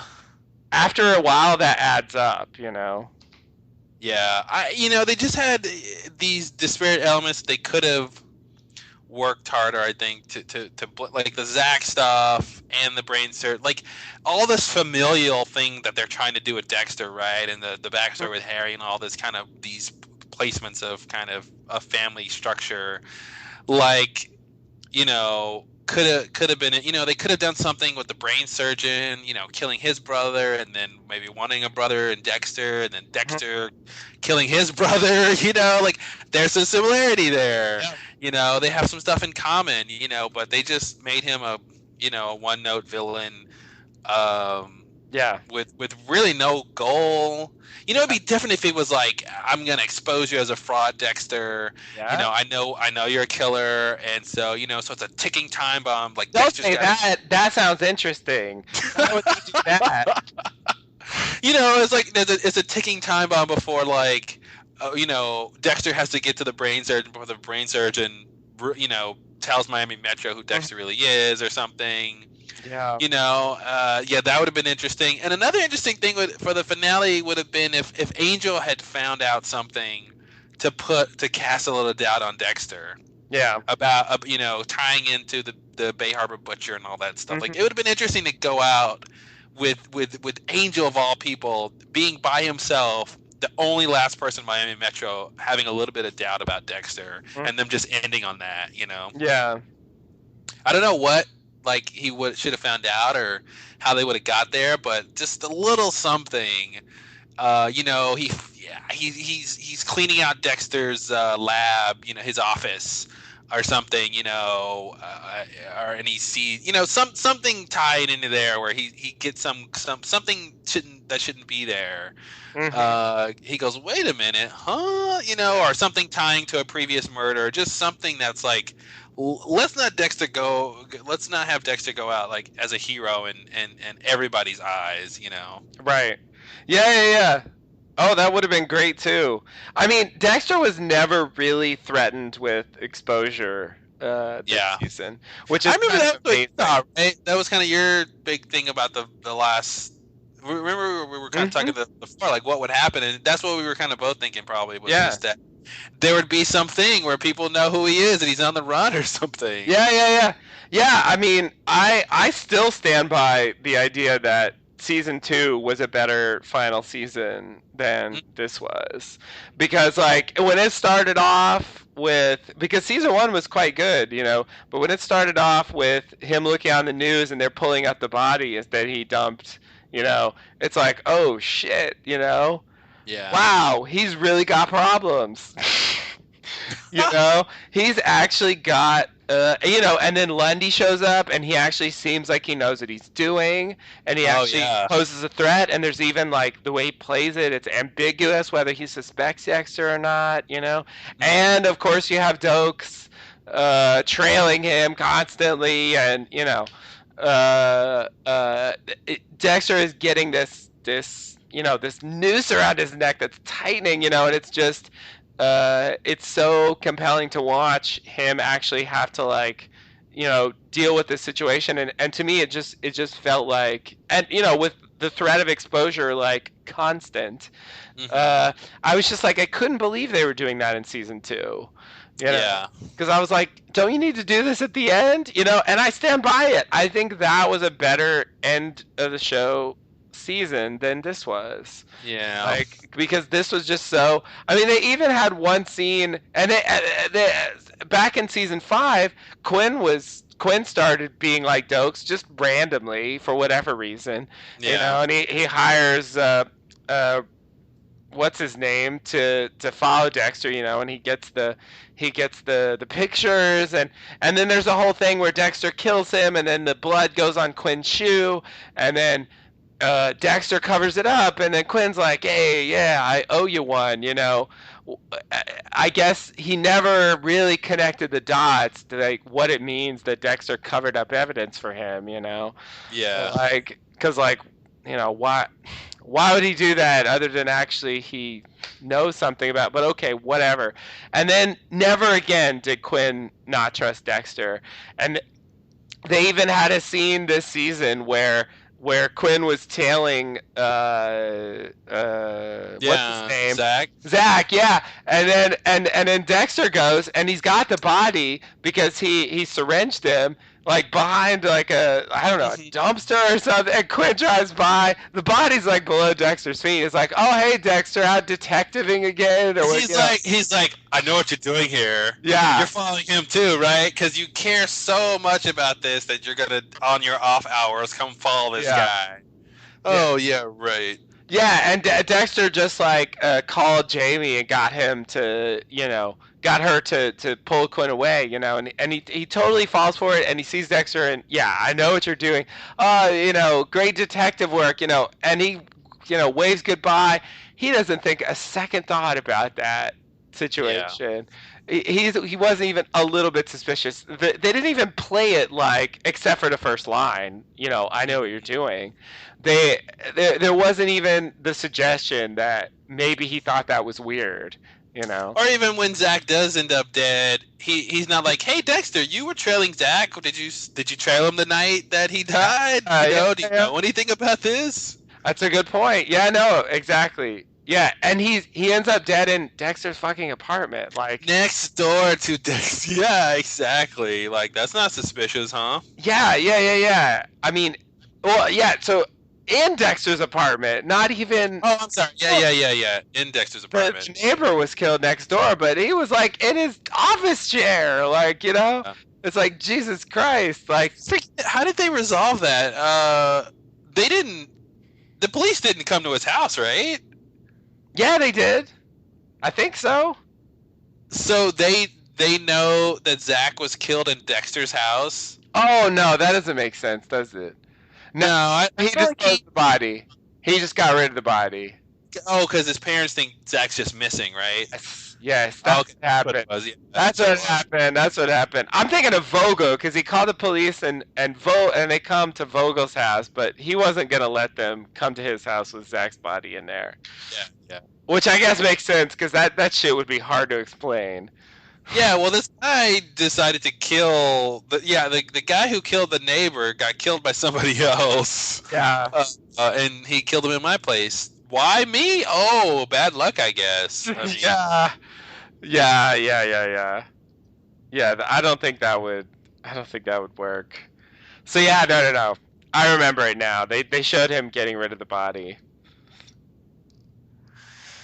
Man, so he never. Yeah, and so Zach is just going to be another Miami Metro unsolved case. So many unsolved murders, man. Where they think he's still out there, or they just have no idea. So another like couple random things from the season, crappy things. You already mentioned the sergeant's exam. I can't believe that was actually a plot line, but it was.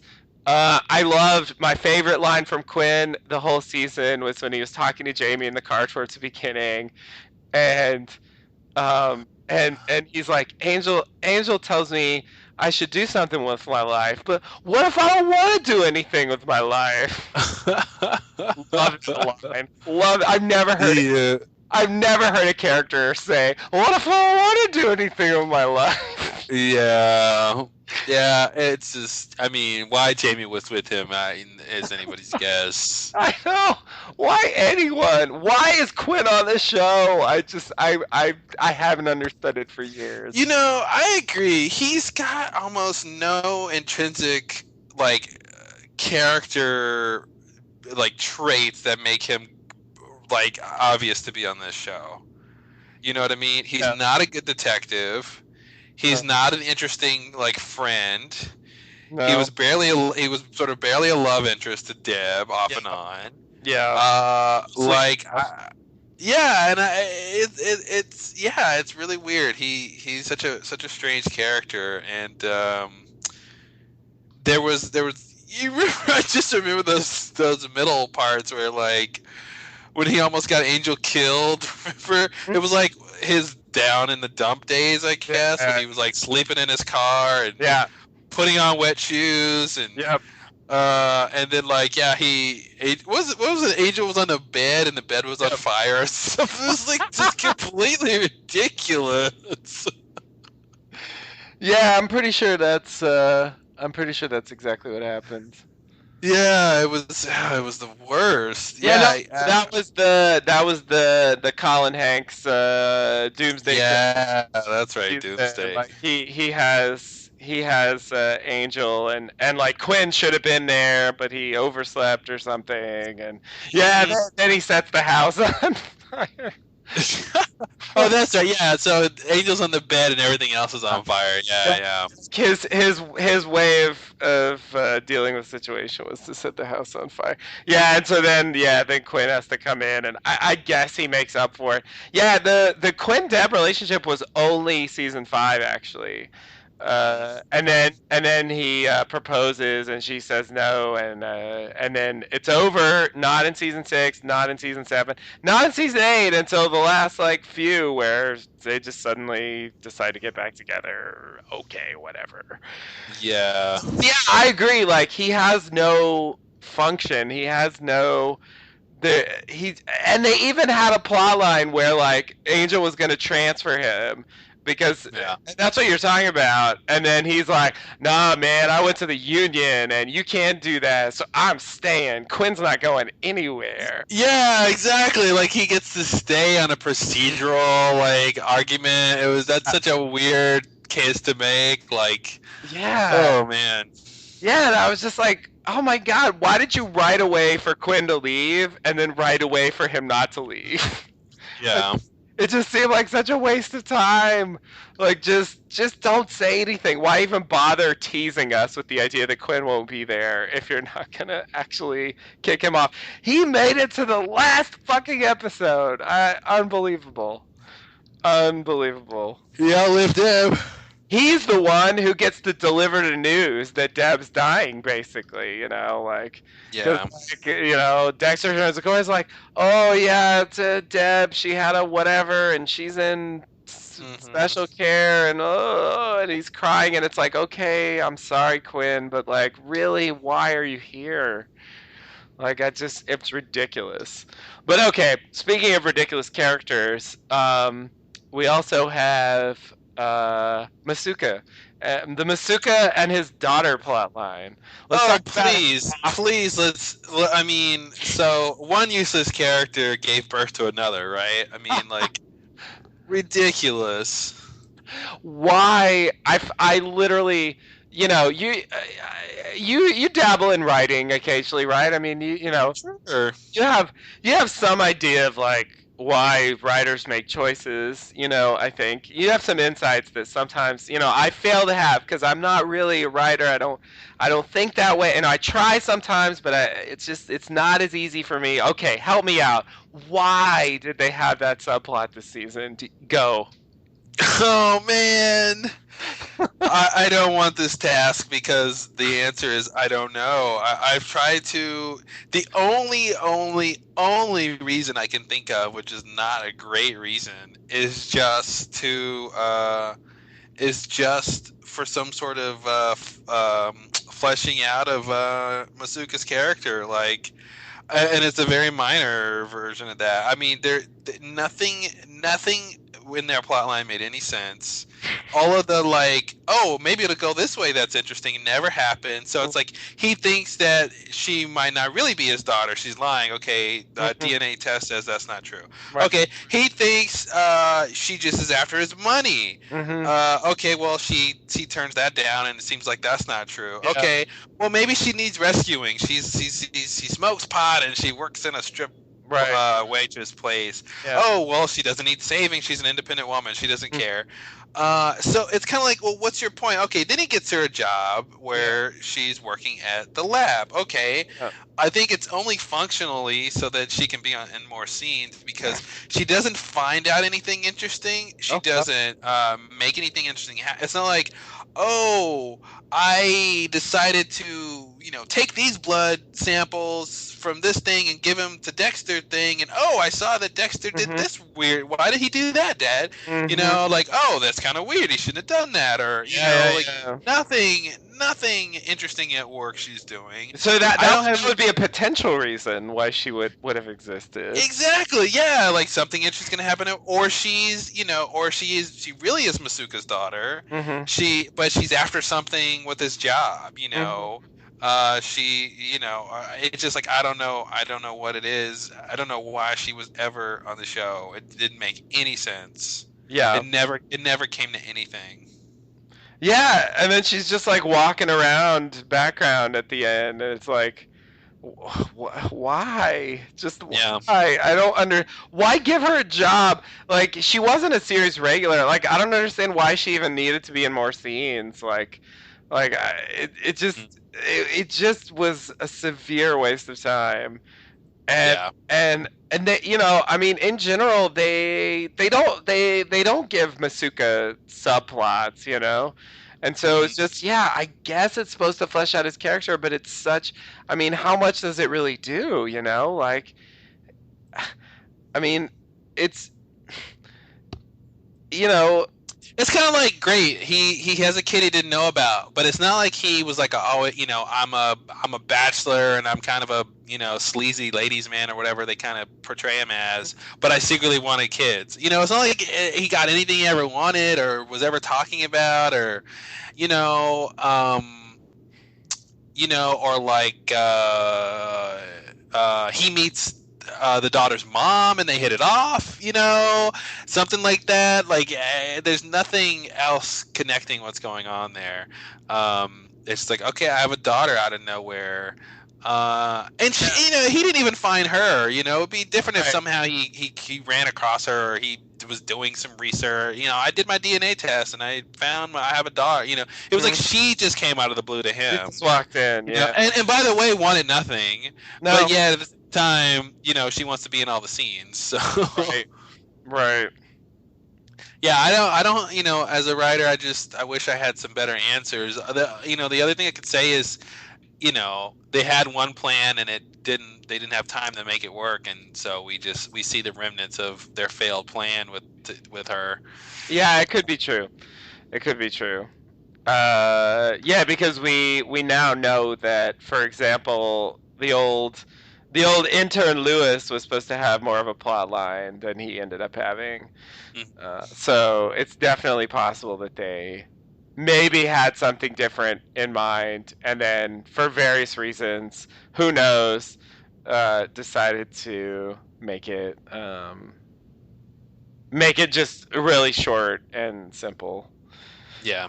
And just have her walk around in the background at the end of this season, because like the plot had resolved itself. Like, there wasn't much. I mean, you went through every step, Can I also point out when Saxon, the brain surgeon, is getting repaired by the vet guy, there's a TV in the lab for no apparent reason. I mean, is this guy really watching TV on the big screen when he's doing animal surgery and examining pets? Really? Like, there's really a TV there? Okay. I just thought I'd mention that. Yeah, no, that's a fair point. There's actually a lot of shit like that. Just like weird, sort of bad details. Yeah, contrivances. Yeah.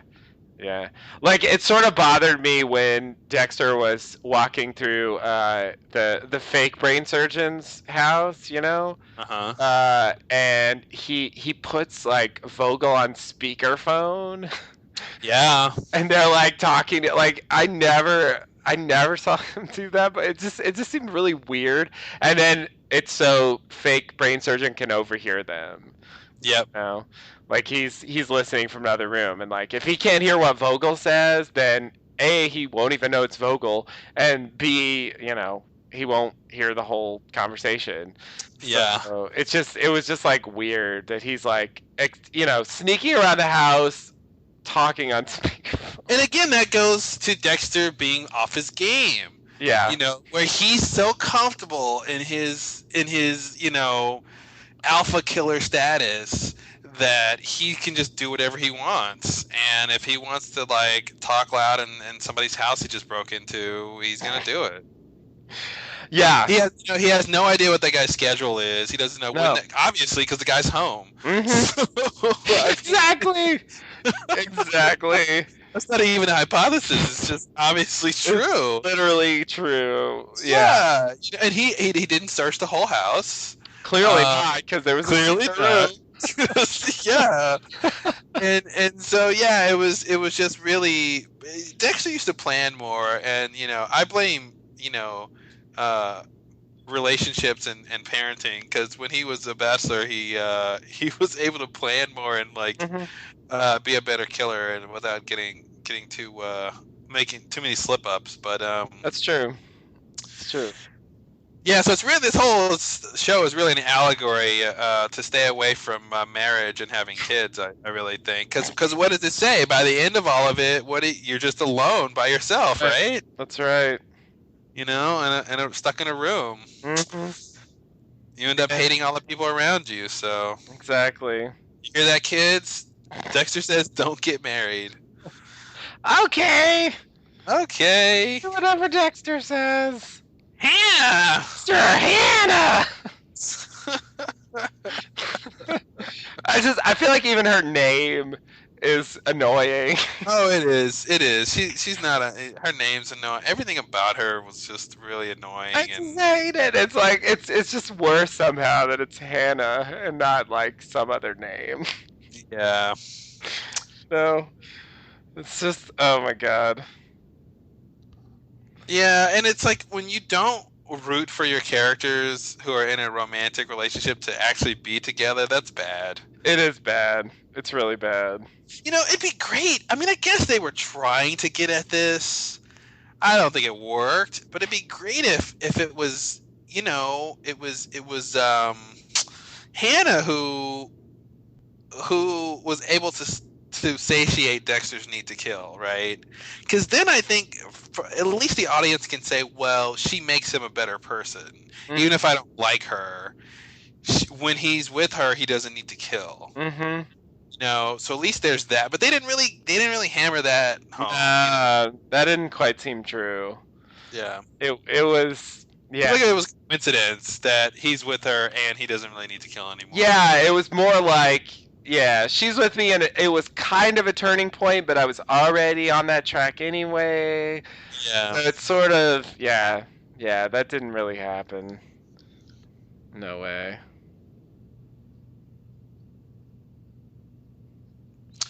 Yeah, well, anything else on this awful waste of a show? I never would have guessed, in the early days that it would come to this, I have to say, I've watched a few series, and as long as this is run, I mean, there's the series that end before their time, and those can be unsatisfying in certain ways, but yeah, I mean, I really feel like I have not been this unhappy with the end of a series, like, ever. Yeah, I mean, I didn't like that I liked at some point, Yeah, I didn't like Becker, Listen, the Becker finale was great.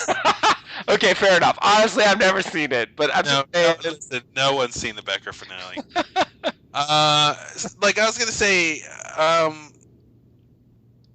something about something. I did love the Battlestar Galactica finale, the actual last episode, but the last season was still good. Yeah. And the show overall was still good, even though it has its problems. And it's just like with Dexter was kind of like, after season 4, I'm just like ready for the show to end.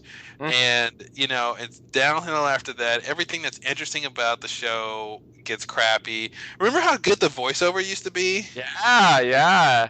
It's been a long time, but yeah, it used to be one of the best parts of the show, and then now it just got relegated to him just saying the most obvious stuff. That's all it was. Yeah, it's like, you didn't need to say that, Dexter, and just, I haven't been this disappointed probably by any show I watched all of it, all of, and really liked at some point. It just the last couple seasons sucked. The last season sucked, and the finale was just like I said before I started this. It's offensive. I think it's just offensive to the fans to say this is what you get. Yeah. This is what we're gonna do to the characters, and this is what you get. Thanks. Yeah. Yeah.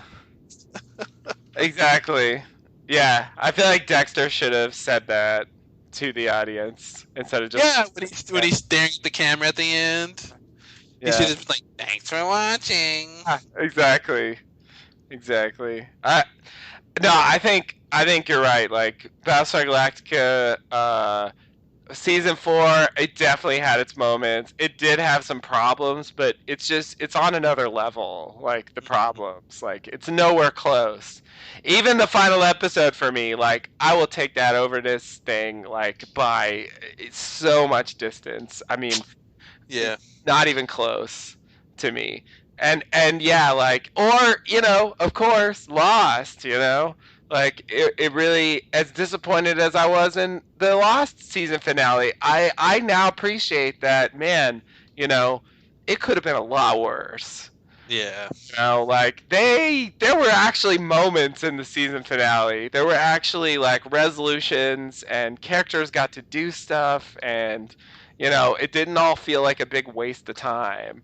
And it wasn't just a bunch of people I hate doing stupid things for no reason. That is the best encapsulation of Dexter there is. A bunch of people I hate doing stupid stuff for no reason that's it. You don't need to add anything else to that description. That's it. That's it. All right, I'll just let it sit there. That's my summary of Dexter. Yeah. Yeah. I mean, yeah. That's it. It's over. What are you gonna do? Let's move on. Hopefully, there's some other shows out there that won't end so poorly.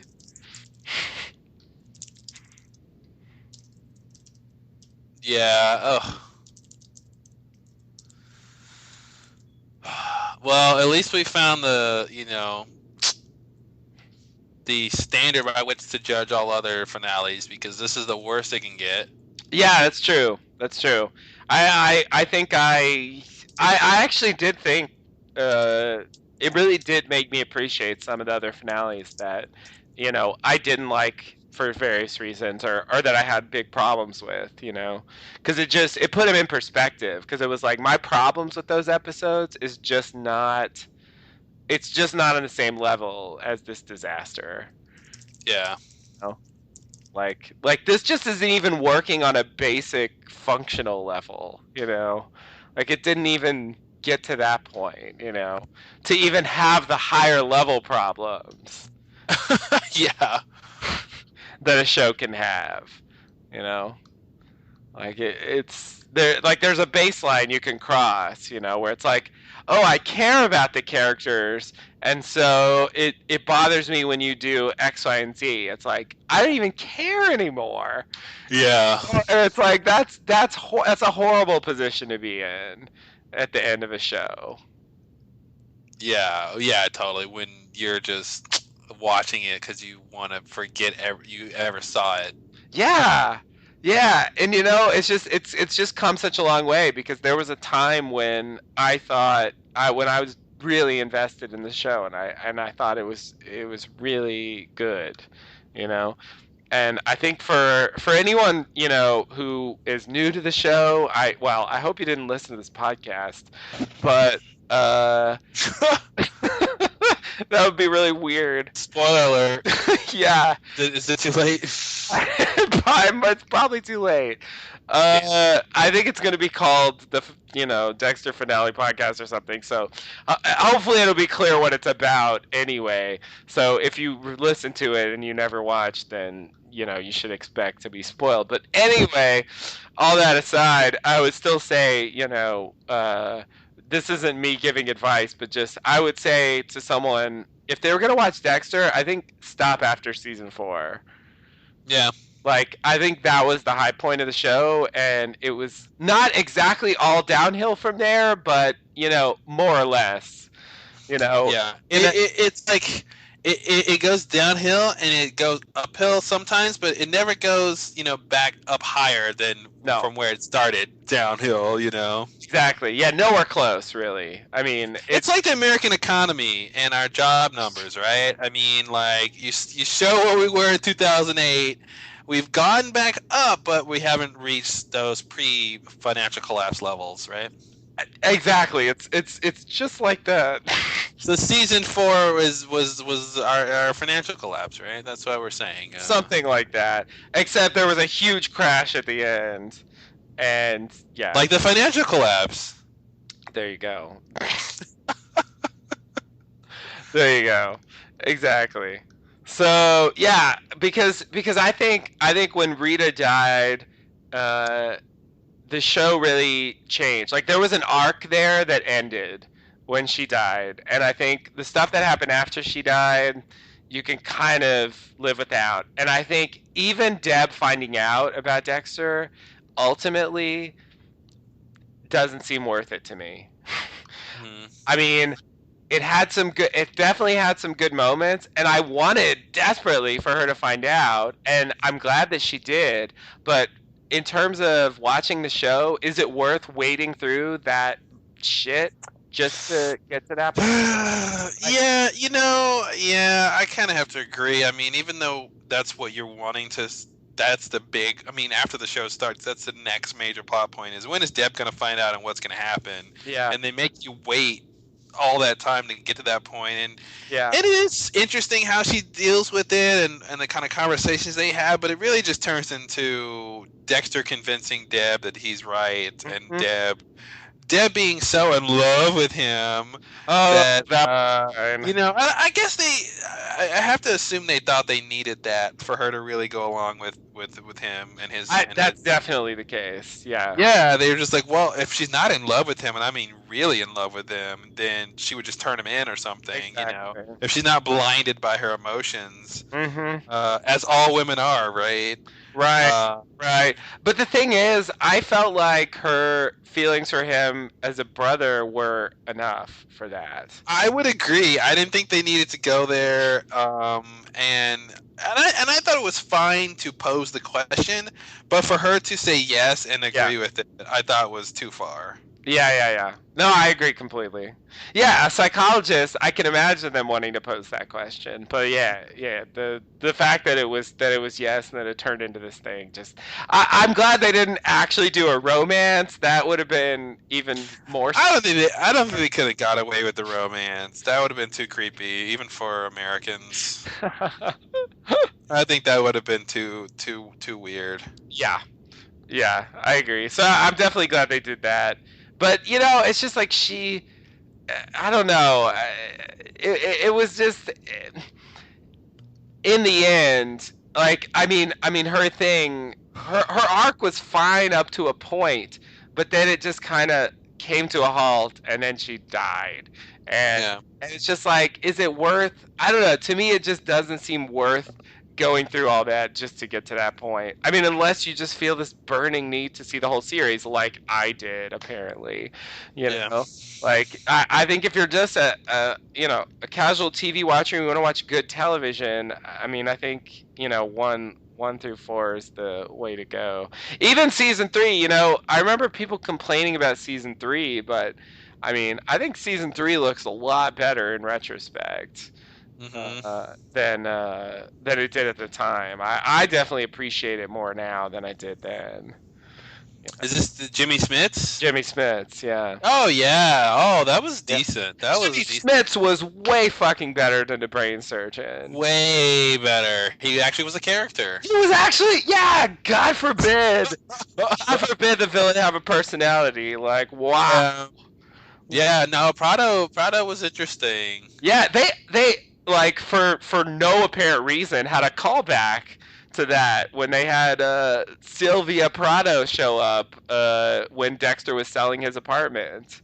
You're getting distorted. What? Oh, I'm distorted? Can you hear me? Yeah. Can you hear me? Wait, hold on. Can you hear me? I can hear you. Can you hear me? Uh-oh. I hear you fine, but you can't hear me. Oh, did I press the button? Oh. Oh, what happened? Oh, I see. Can you hear me now? Oh, I wait. can hear you. You can hear me now? Yeah, you were speaking and you were really like slowed down. Like it was really elongated. It was weird. Oh, okay. But it sounds fine now. Something happened with the network, I guess.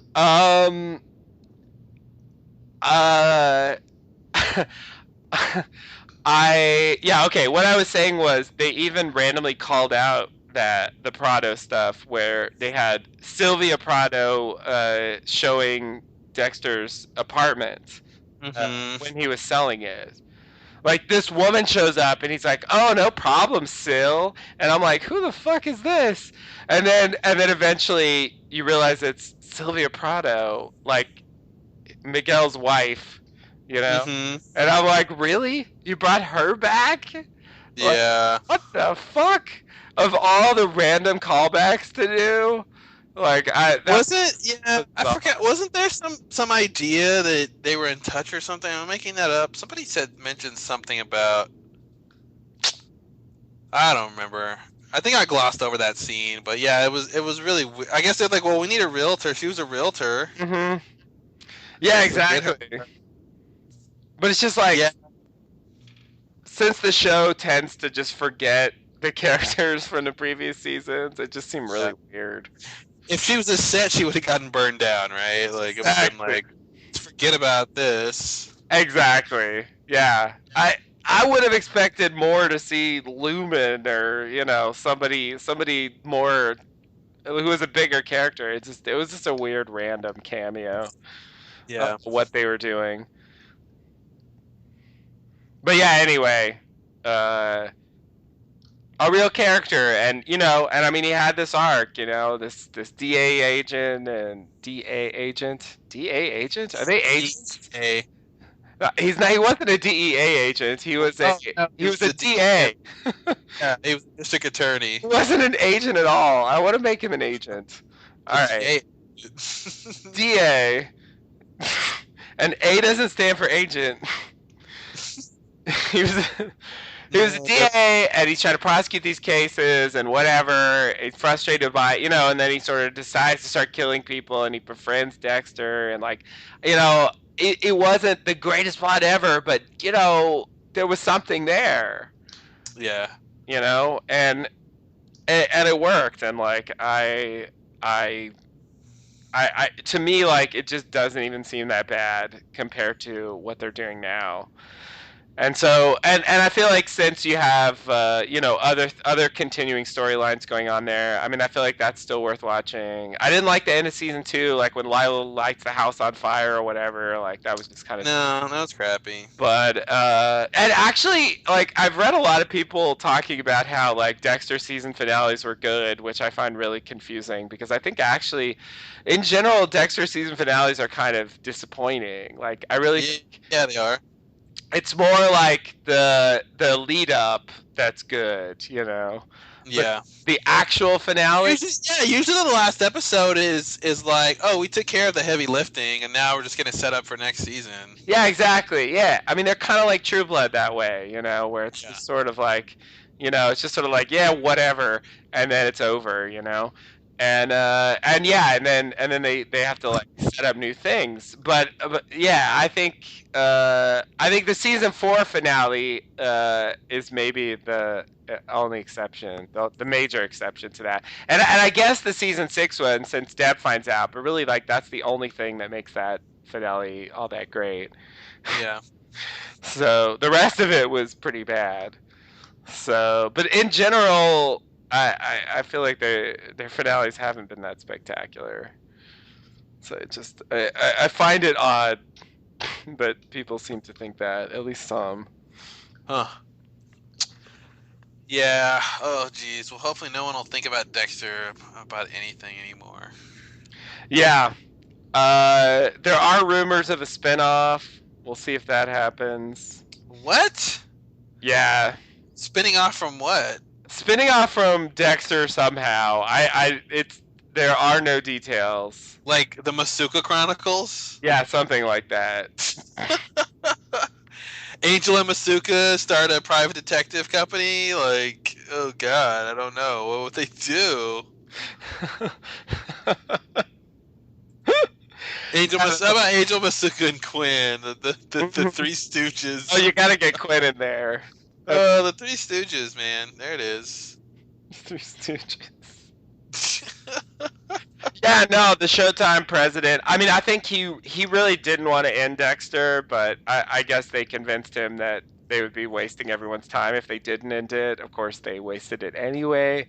But he said, like, you know, it would be stupid of us to let a popular property like Dexter, you know, die or whatever, you know. So stupid or smart?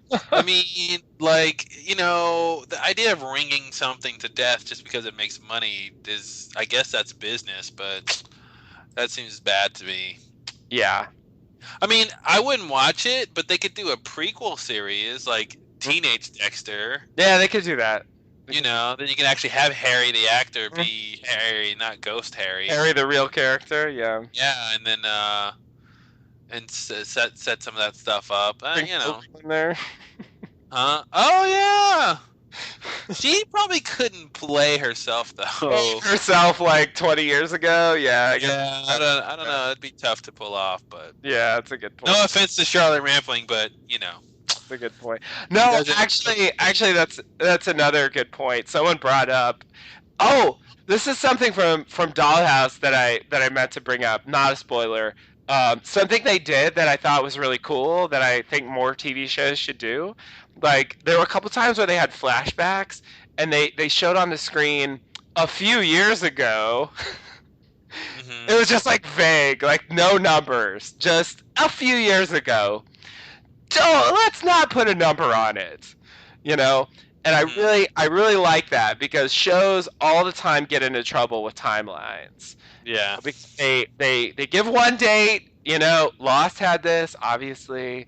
Many shows have this, where they give one date and then they give another date, and it's like, wait a minute. You know, because when they gave the one date, they weren't thinking about the other one, and it just ends up like. So it's actually a problem, I think, with this season. Like with the Oliver Saxon thing, because she's supposed to be Vogel's son, and you know,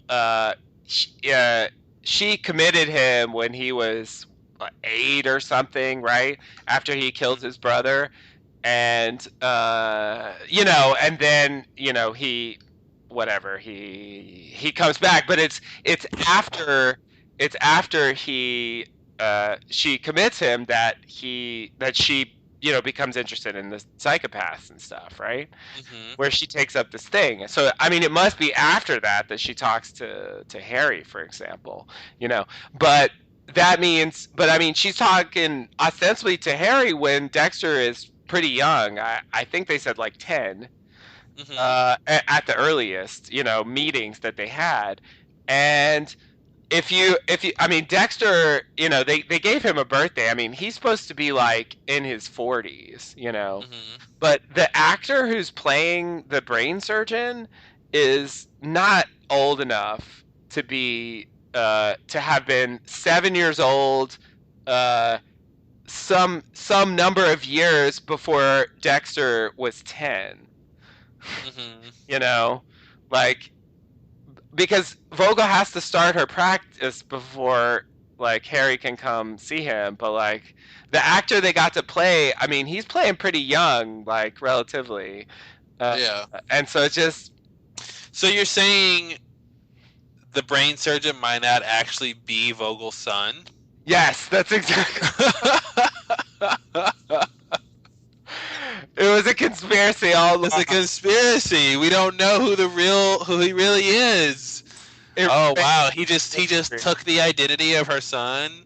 Yes. So he was like some other psychopath in the in the same facility her son was at, and maybe he killed him in the fire and took his identity, like Don Draper. Yes. Took what's his name, and okay, interesting theory. Yeah, That's clearly what happened. nice. And so when the spinoff happens, Masuka and the boys can figure all this out, right? when they take the they do the brain surgeon case and they realize, wait a minute, that DNA test was falsified. That wasn't his Vogel's son. I really hope that happens. I want the spinoff to happen just so we can have that. Yeah. I can't wait for them to tell us, like, oh man, after all that, it wasn't even her son. It wasn't even her son. That seems like such a waste of time.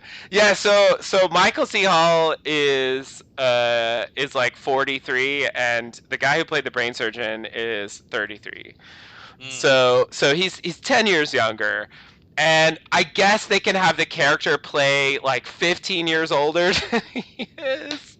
But like, it's just a little weird. Like, okay, you know. So anyway, that was just an example of a like kind of timeline disaster. Yeah. Well, and you know, Britain is a couple of years behind us, right? Or ahead of us. Yeah. There's one of the two. So it all works out. They're like 5 years ahead of us. So. Yeah, no, that's true. That's a good point. Yeah, I also feel like he should have had a British accent. Yeah, right. Daniel Faraday, like. Well, I think like once we know he's the brain surgeon, he should have had his British accent. Like it would have made sense for him to hide it when he's pretending to be Saxon or whatever. Mm-hmm. Oh yeah, of course.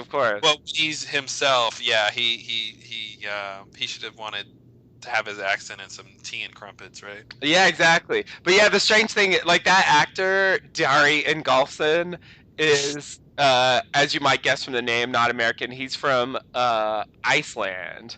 Mm-hmm. And if you listen to him, sometimes you can hear like an accent. Yeah.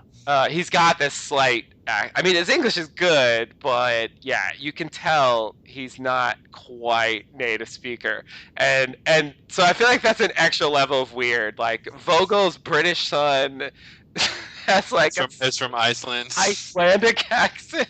Yeah, like it makes, and he's like 15 years younger than he should be.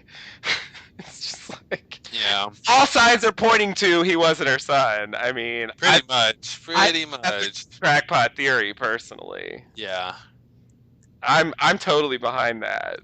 Well, it's like my old theory from the Scream movies. The first one, really. That there's a third killer. The secret third killer, and I'm just waiting for the movies to prove it.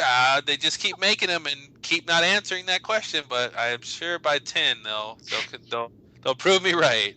What was the last one? Scream 4? 4, yeah. Yeah. All right, maybe in 5. They didn't reveal it yet. They didn't. No, they haven't revealed the secret third killer that doesn't exist. Secret third killer. Yeah. No, I remember that being a thing. I don't remember why there was a third killer. But well, just because if you watch the film and you try to piece together who was where and doing what, there's room for a third killer. Ah, okay. Yeah. Are there points where the real killers are accounted for, but stuff like that, yeah, where it's kind of like, oh, well, if he was in the bathroom, then how did he change clothes so fast and show up in the hallway later, you know, like that kind of stuff. Yeah. Okay. I see. Yeah, I'll have to watch that again sometime. Good stuff. Yeah. Scream is pretty good. Yeah. 1 and 2. I don't think the rest need watching. Yeah. I wasn't even gonna go to 2, but yeah. Yeah. All right. Anything else on Dexter? You know, it's just hey, Michael C. Hall, congratulations. You played a character for 8 seasons. Yeah, you're free. You played this character for 8 seasons. I don't think he really did anything wrong. I mean, no. I think most of the problems with Dexter were writing problems. Yeah. and he had to act that shit that they, and well, hey, listen, he was a producer in the last season, so he gets credit for the failures of the writing too. No, you're right, and that. And he was the one who nixed the Lewis subplot where he was gonna kill some people, and so he definitely has some power over the writing. Obviously, he has power playing the main character. They don't have a show without him. Yeah. So yeah, it's true. He does bear some responsibility, but just on the acting front. I feel like he did a good job, and of course, Jennifer Carpenter also. I feel like it was also a shame for her what she had to do in the latter half of the season. Yeah, because I think she can do a lot better than that, and I think at her best, like Deb was really a great character, and it's too bad. It's too bad that her death was so disappointing. Yeah. Because I think it was really unique, It was really like a character that I haven't really seen on another show. Yeah. And she has her appreciate thing. that. It's yeah. I know there's kind of a gimmicky thing with her cursing a lot, but I think underneath that there really was something unique, and yeah, I appreciate that. Duly noted. Mm-hmm. So yeah, I think that's it. I mean, there it is. I mean, Dexter. What are you gonna? R.I.P. Maria. You might have deserved a lot, but you deserve better than a bench. I gotta say.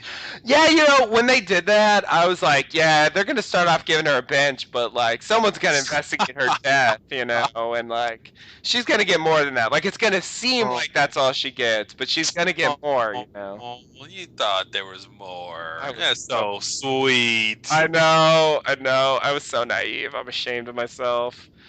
I should have never had any expectations for Dexter to fulfill something that needed that to happen. So yeah, no, I mean it was No, you're right. Disaster. I also think Quinn. Hold on a second. Okay. Sorry, my recording program crashed. So mine's still working. Good. I'm glad we're both recording because this one was like Crash City. Wow. Yeah, that's never happened before. Wow, that's really strange. Let me see. I'm just kind of curious if it recorded anything or just completely crashed. What it did last time. Oh, come on. Give me the details.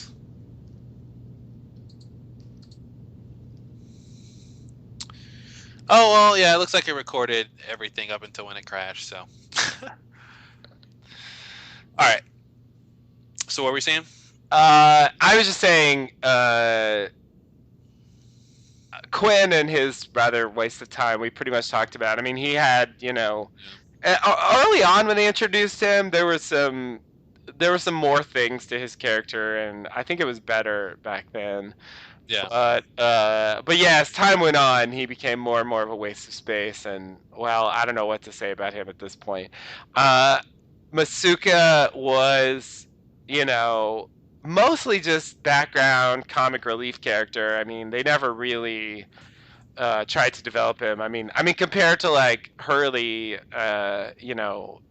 he wasn't really like a main character, Mm-hmm. I mean, this even the time when they give him a subplot, it's still like extremely flimsy, Yeah.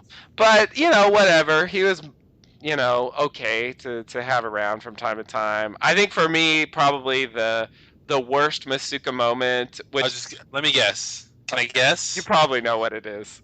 Back tattoo. I wasn't gonna say that. That's a good one. Good one. No, I like that. Yeah. Do you believe for a second he had the back tattoo this season? Right. No fucking way. Like, whatever, guys. It wasn't even like with his daughter. Like, oh no, I'm wild. I have a back tattoo. Mm-hmm. No, yeah. God forbid they bring something up. Mention it. Like, yeah. No, of course not. That's Wow. Okay, so what's your word? They should hire you, man. Jesus Christ. I would agree with that. Except that the show's off the air now, but someone else in the same vein. That show could have been so much better with someone like, wait a minute, guys, isn't this stupid? You tell me they didn't have anybody? Yeah, apparently they didn't have anybody like that, right? Seemingly not. Say, wait a minute, guys, this is stupid. Why don't we do the opposite? That would make more sense. No, for me, worst Masuka moment was the one in season 5 when Dexter and Lumen like kills a guy in a warehouse or something, and then Dexter kills this other guy. And at the boat station. And it was a boat station. Didn't he like ride his boat up there? I thought because wasn't he trying to leave town or something? No, that was earlier. No. Oh, okay. No. This is later. That was earlier in the season. I was gonna bring that up later for my least favorite Harry moment. Oh. I don't know why I'm doing least favorite moments now, but that's what's happening. Yeah. So yeah, no. They're like in a warehouse. It's later. Like he's collaborating with Lumen, and it's one of the Jordan Chase guys, and she kills him, and then she calls Dexter and says like, I killed this guy, and we're in this warehouse. I don't know what to do. And then Dexter, in the meantime, is killing this other guy. Oh yeah. Oh no, you're right. I think this might be the worst moment of the show. It was really bad because it was an intersection of a lot of different crappy things. Yeah. And yeah, the Lumen thing, the Dexter thing, and then so continue. Yeah, because then Miami Metro gets involved, and then it's just the worst. So Dexter shows up, and he's got a body in the trunk. From another random guy that he killed. This got nothing to do with anything as far as the story goes, but it was just a kill of the week, And so he shows up and he's got to help Lumen, but then oh shit, the police are coming. So he comes up with this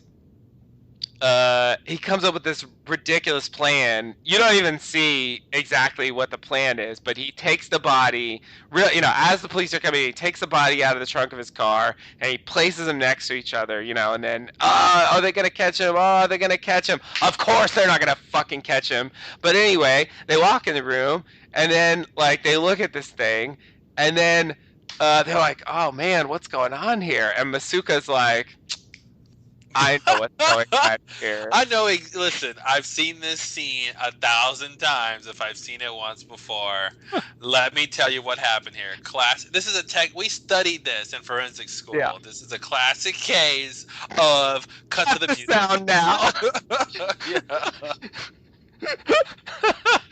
Yeah, no, that might have been. I mean, there's so many things going wrong there, and just bad, lazy writing. And then slow motion, they have him like miming things, and there's no sound because he can't do it.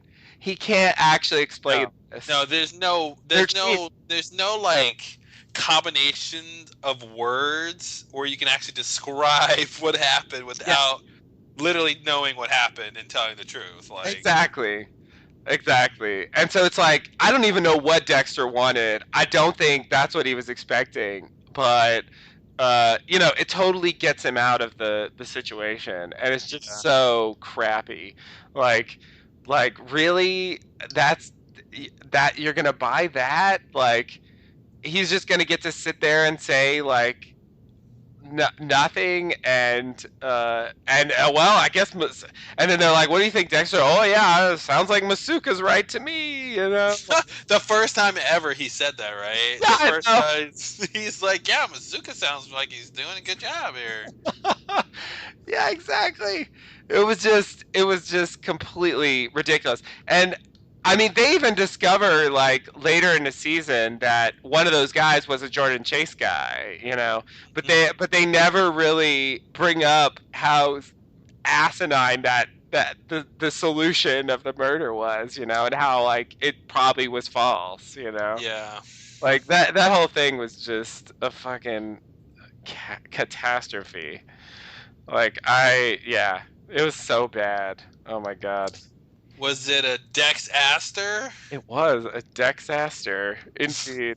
Excellent, excellent.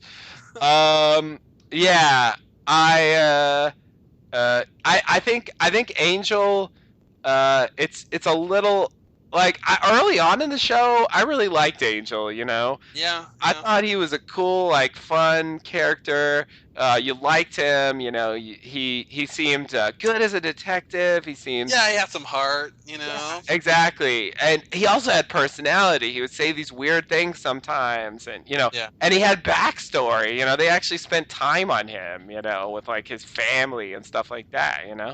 Like as this season, and as time went on, like they had the thing with him and Maria being together, but like he kind of just became a nothing character. Like he kind of became like Masuka, where he's just in the background of scenes. Yeah, totally. I think it's too bad that happened, because I think he started out pretty good, but at the end it was just like, who cares?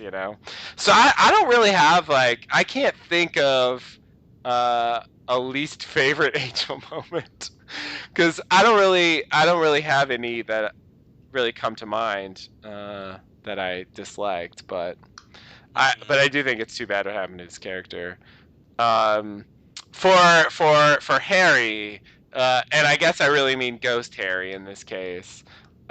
Definitely the worst moment for Harry was that thing at the beginning of season 5 that you referred to in the boathouse, where Dexter's got to run away and he walks in the bathroom, and there's a guy in there who commits the crime of being an asshole.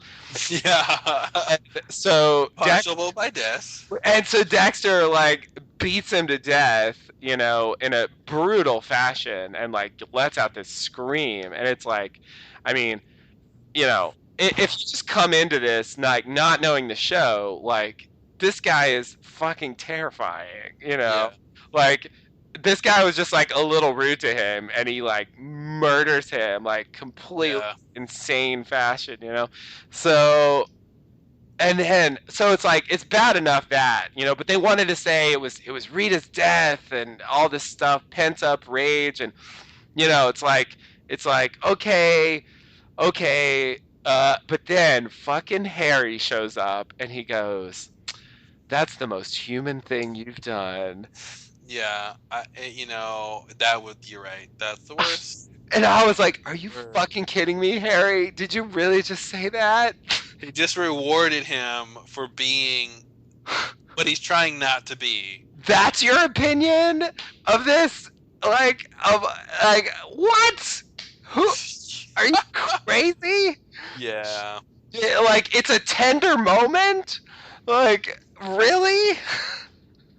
That was unbelievable to me, and they never resolved that to my satisfaction, because like his clothes are dirty. There was never a discussion of how he dealt with disposing of the body or the evidence, or even acknowledge the fact that it was really fucked up that he killed that guy. Yeah, like they just dropped it and put it away and never thought about it again. Yeah, that was really bad. A really bad moment. It still bothers me, and that was like season 5. Yeah, no, that was, and again, Mr. Fix-It here. It's sometimes just easy little fixes, like, Dexter, that was the most human thing I've ever seen you do, but that was the dark side of humanity. Mm-hmm. That we're trying to steer you from. Yeah. And you need to channel your anger and your loss into something positive. Go put on a motherfucking suit and go to the funeral. He didn't wear a suit. Could not believe they didn't even think to write that, even for his own self-appearance, to pretend like he's a normal human being mourning his wife, you would put on a suit to go to the funeral. I just couldn't believe that. I couldn't believe they didn't even... He just shows up in those stupid same clothes, and like he had just got through killing that guy, right? Ugh, it was the worst. No, it was bad. And actually, the weird thing is, I think that was one of the best episodes of season 5. Yeah, right. I'm serious. I really did. I thought it really had its moments, but those moments were bad. But I do feel like for me those were higher level problems because there were elements of the story of season 5 that worked, whereas like season 6 I think overall was much worse, but it's harder for me to think of specific bad moments from it. 6 is Jordan Chase? I think because I cared less. No. Season 5 was Jordan Chase. Season 6 was Colin Hanks and Edward James. Oh, yeah. Ugh. Yeah. Ugh. I think probably if I one crappy moment from that season that comes to mind is Angel in the Room. That was bad. But so when the reveal that Edward James almost wasn't alive anymore, when Dexter is like trapped below the church basement or something, and he's talking to Harry while Colin Hanks is talking to Edward James. Yeah, that was a bit of like perspective on the show, right? Of going, okay, I'm watching 2 different serial killers have hallucinatory conversations. Exactly. What's going on here? Exactly. It was just fucking ridiculous. Yeah, it doesn't make Dexter look good at all when the guy he's trying to kill is doing the same thing, talking to his father figure. It does not look good at all. Exactly. Yeah, and it was just absurd. It was just and it was a contrivance because they wanted Dexter to overhear the conversation. Yeah. Like, of course, like he really shouldn't be able to overhear Edward James Olmos. I guess he couldn't, but Well, that's the thing, right? What is he really seeing? Yeah. Is Colin doing both voices? I hope not. That makes him really crazy. Yeah. No, I can't imagine Colin being able to do a credible Edward James Olmos impression. That would be really surprising. No, that was a really bad moment of Dexter just being wrong too. That was the other thing. Like he was tailing the guy and still didn't know the professor was dead. How did nobody know the professor was dead? Yeah, that was weird. No, nobody. There was no funeral announced. Like there was nothing. Like he's hasn't reported to classes this semester. No, it was just like he went missing, and there's no police report that he's missing. It's Miami. What do you want? Exactly. You don't want police to do their job. It's Miami. They don't find anything. Yeah, you're totally right. It's weird that was a mystery because he not only was he a university professor, but also he wrote like books that were ostensibly popular, and he was a public figure to a certain extent. So it's very strange that it was possible to murder him and have him disappear for like a long period of time without anyone noticing. Yeah. It was bad. It was so bad. And when Colin Hanks like tried to poison gas the police department. Oh yeah. That was so lame. There was a lot of that. That was a very lame season. Yeah. I guess Jordan Chase was better. It was at least more straightforward. I appreciate that. Like, if you're gonna jerk me around, like, make it worth my while. But they just kind of jerk you around, and it doesn't really matter. Yeah. Because it would have been interesting if Edward James Olmos was real in the beginning, and then at some point Colin took him out of the picture, but we never knew when until later. Right. So at least then, it makes Dexter less crazy. At least the guy was alive, recently. Yeah. And not like, no, he's been dead the whole time. And it helps the audience, right? Because then the audience can be like, well, at least I did actually see him, right. And I did actually get verification that he had this personality type, and then he was this way to Colin Hanks' character. So that stuff isn't up for questioning later. Right. Because how do we know what he was really like? All we know is what Colin imagined he was like. Right. Yeah. No, that's true. No, so, yeah. I think Jordan Chase was better. I guess he wasn't that much better. I think really it was just the larger plot of season 5 that was better. Yeah. Than the Doomsday Killer thing. Like the idea of these guys. I mean, it never really made sense to me. Like these guys that like they knew each other when they were kids and they made a solemn pact to like murder people. Like I never really understood what the point of that was, or what was the big? Was there a big reveal about did something happen to them when they were kids? What was the binding factor there? I forgot. So is that? Did they reveal that? Or was it just that Jordan was the mastermind and he was the psycho and everybody else was normal and he convinced them to do it or something? Yeah, like I got the thing I remember is that he was the one that talked them into it somehow. Yeah. Okay. And they just knew each other, and so he was like, "You should come do this."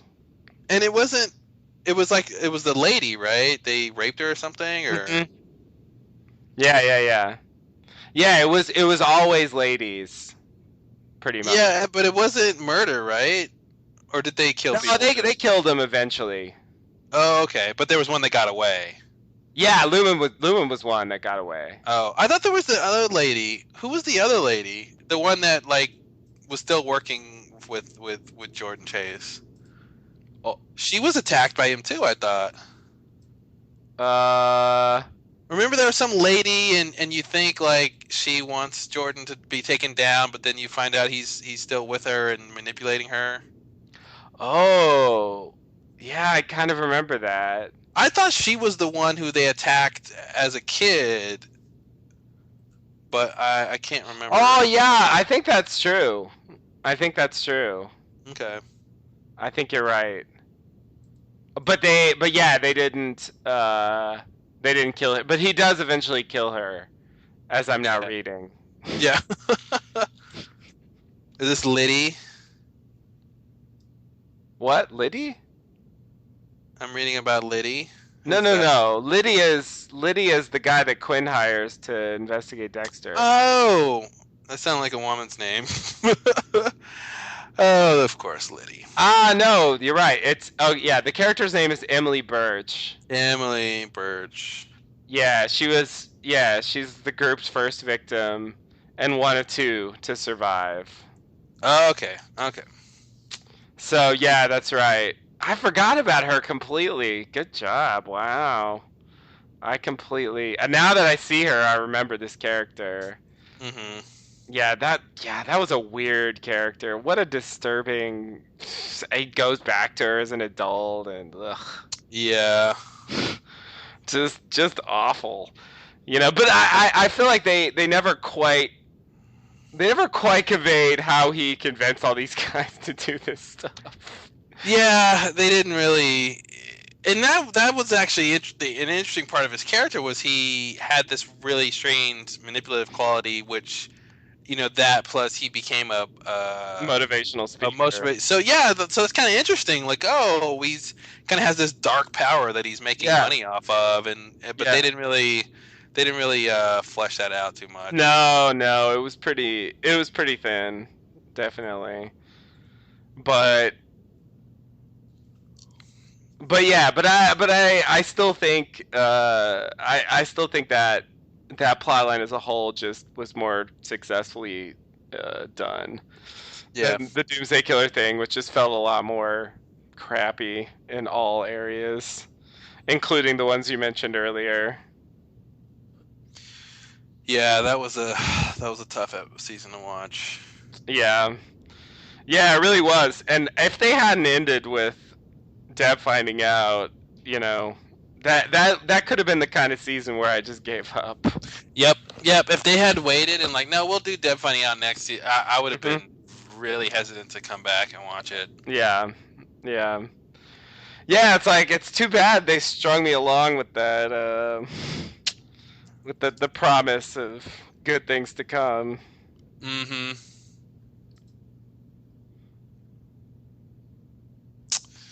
All right. Well, I don't know if I can complain about Dexter anymore. I mean, I can, but yeah.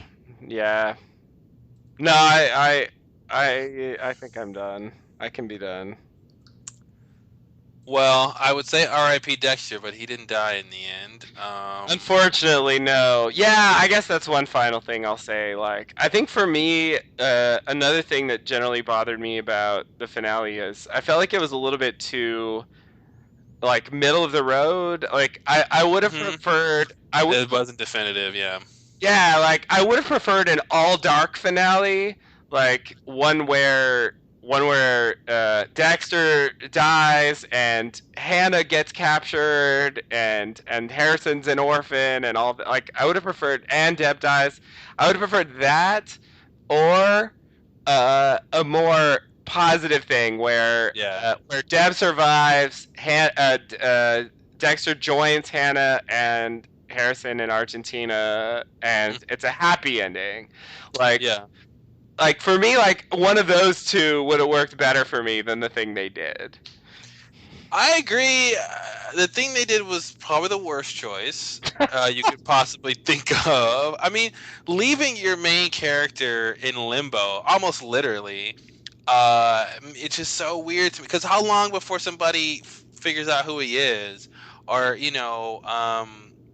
anything that could sort of make him slip up? Then you don't really know what to think about his dark passenger and what to think about what real character growth did he have. Like, just because he's isolated himself, does that mean he's still killing or not, or what? Right. And it's strange. Like I listened to the official podcast, and they talked about how they dialed back the voiceover narration in the last episode, and then the last couple of episodes, and like I noticed that, like especially towards the end, like when he's deciding it's Deb's time apparently, as when he's working as a lumberjack and stuff, like there's no voiceover telling you what he's thinking, and like it might have been nice actually, because it's kind of not clear. The one time we needed voiceover, they didn't give it to us. Yeah, but then other times it's like Vogel's like, oh, you should look for what's his name on the internet, and he's like, okay, I gotta search for what's his name on the internet. Like he'll just say like the most obvious thing. Yeah, and yeah, totally. We'll look on the screen and see that he's searching for him on the internet. And it's like. Like they write that in, but they can't be bothered to, I mean, his voiceover when he found Rita was like great, It was like poetic, it was cool, and like why couldn't they come up with something like that to like give us some insight into what he's thinking, I mean, they don't have to literally tell us in a simple way. They can at least try to like be writers and stuff, but just trying to be writers. Come on, guys. The least I can ask. And the other thing too is like, why lumberjacking? They could have at least gotten something thematic and gave him like a job where he's a carpenter and he's building things, so he's creating instead of destroying. Like maybe that would have been a little more satisfying instead of a lumberjack just cuts down trees. That's just killing. So he moved from killing people to killing trees. Trees, oh god. I mean, it's kind of like, well, why even do that? And just the idea of like that's all we get is he's gonna do this boring job. No offense to lumberjacks, and or the woodworking industry. He's just gonna do this for some indefinite amount of time, and that's the end. We don't really get any satisfying conclusion of what's going on. I agree. I would have loved to see him and Harrison, and they all escape to Argentina, and everything's sunny and rosy, and everything seems fine, and Deb's, he's on the phone with Deb, and she's recovering, and she's Quinn's by her side and helping her walk, and and all that stuff. Yeah. If they would have had it in, everything's happy and rosy, and they end up in Argentina, and Deb's doing fine and all that stuff, and they can just have a little hint of darkness, a hint of something from Dexter's past, or something comes up to where there might be some trouble on the horizon. But instead, what they give us is everything is crappy, and there's no immediate threat or danger or drama or anything that's going to happen other than maybe Dexter getting found out, where he's working now. But it just kind of ends on nothing. It ends on him introspective in a room alone. Like that's to me the most boring ending you can think of. Yeah. No, I totally agree. It's it's not even like he's got a picture of Hannah and Harrison that he's pining over, and Deb, or any interesting thing. No. As little interest as possible. That seems to be their goal. But it's like if they wanted to go tragic, I just wish it had been more tragic. Yeah, it should have gone darker. He ends up, how about he ends up killing himself? Like he does a he does the plastic in a room and he puts himself on his own table. Yeah. Or something, and he realized the one killer who I should have. There you go. Was me. Yeah, yeah, totally. Yeah, I mean, yeah. I mean, if he doesn't fit his own code. Just imagine that, right? He, at the end of all of this, he takes responsibility for the collateral damage he's caused with Rita and everybody else and Deb, and he's like, I'm the one responsible. I need to pay with my own life. Yeah. I would have been happy with that. I thought that he had made a decision like that when he drove into the storm, but I was wrong, obviously. Exactly. I thought the same thing too. Where it's like, oh, he's gonna pay the price for his crimes. No. Yeah. Just no. Question: how did he survive that storm? Escape. But how is he swimming through a torrent, a storm? Escape pod, storm. Oh, well, you mean Batman came and got him? Yeah, Batman came and got him. You didn't know he was collaborating with Batman all season? Of course. Makes total sense. Yeah, I don't know. They didn't want to explain it. Actually, someone brought that up. I make the mistake of listening to the official podcast because it's kind of amazing to listen to them talk about the show, like, and look all the problems. Yeah, like talking about so that was great, and it's just like I just feel like, I mean, I guess they really believe that, but it's just hard for me to understand how they could really think that what they're doing is so good. Like, it's just bizarre, Yeah. But like someone brought that up. They were like, so how does he escape? And the showrunner was like, oh yeah, no, we don't want to think about that. That's why it's off screen. Well, and he's Dexter. He can do whatever. I can't believe they said that, because honestly, a simple fix would have been, listen, the storm is coming to shore, right? He could have just, a more believable thing for that scene would have been just jump off the boat and swim to shore. You're a few miles ahead of the storm at least. The storm can still destroy your boat, Yeah. But you can not be in the storm when it does it. Yeah. He can, or set the boat on course towards the storm as he jumps off. Even better, Yeah. But I mean, it's more dramatic when he rides into the storm, and it gives you a false sense of what's happening because you think he's killing himself. So I'm sure they like that, but of course. Yeah, pretty. But it's a fake out. Yeah, pretty bad. Yeah. And then Hannah and Harrison just waiting. I mean, can you imagine when Hannah has to tell Harrison that his dad died at some, whenever she decides to tell him, hopefully sooner rather than later. But like, can you imagine? Like, she's got to deal with that. I think she's gonna leave him. I think she drops him off at the nearest place that seems safe. I don't think she cares enough about him to raise him for the next 10 years or. Yeah, it's a big fucking commitment. Yeah. I don't think she signed up for that bullshit. She did not sign up for that. That was not part of the deal. It wasn't, I go to Argentina and raise your son. Yeah. No one ever said that was an option. Like, yeah. And again, with this ending, I would have loved some hint that maybe Hannah thinks that Dexter's alive. Mm-hmm. Some hint they might all meet up again as a family. I mean, that goes against Dexter's point of leaving them, but yeah, it still would have been nice to have something. I don't know, some hint that this story continues, in a different path, not where it leaves off. Yeah, it just seems shitty of Dexter to just leave them there and not go see. Like, if he's gonna stay alive, like, fucking go see him. Like, I just don't get it. Yeah, or like that scene, that shot at the end where he's sitting in the room by himself and he just looks at the camera.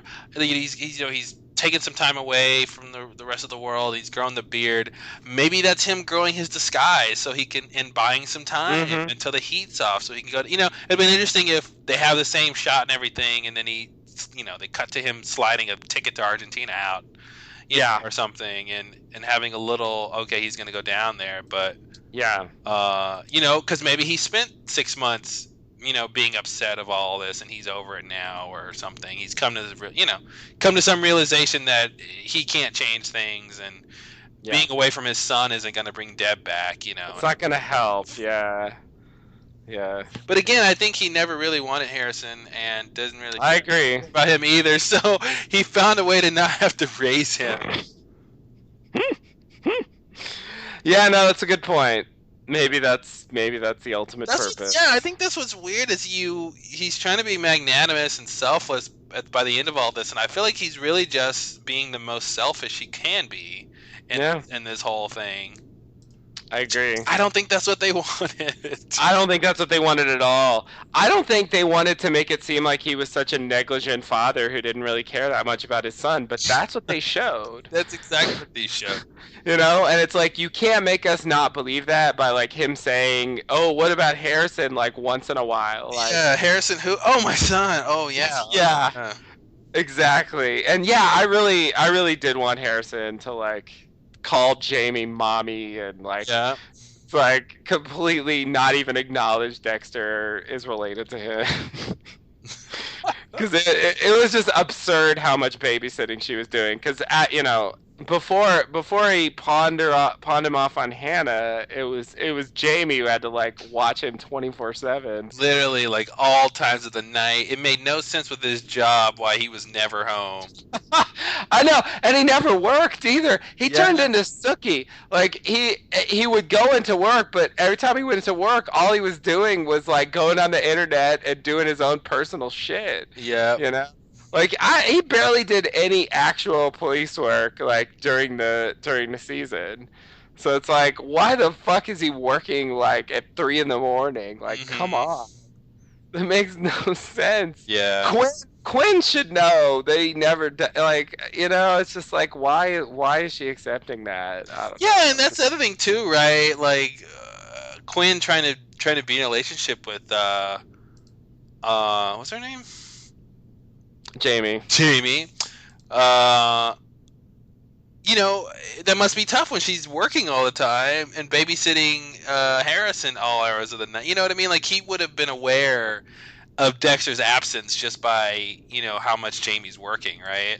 So that could have piqued his curiosity if he had any. Yeah, which he didn't. No. Zero. Which I think is a great skill in a homicide detective is a lack of curiosity and instinct.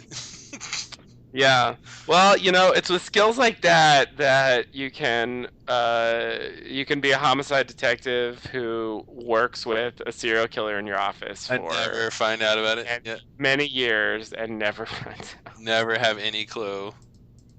Never. And people can tell you that, and you still don't believe it. Mm-hmm. Maria, you crazy girl.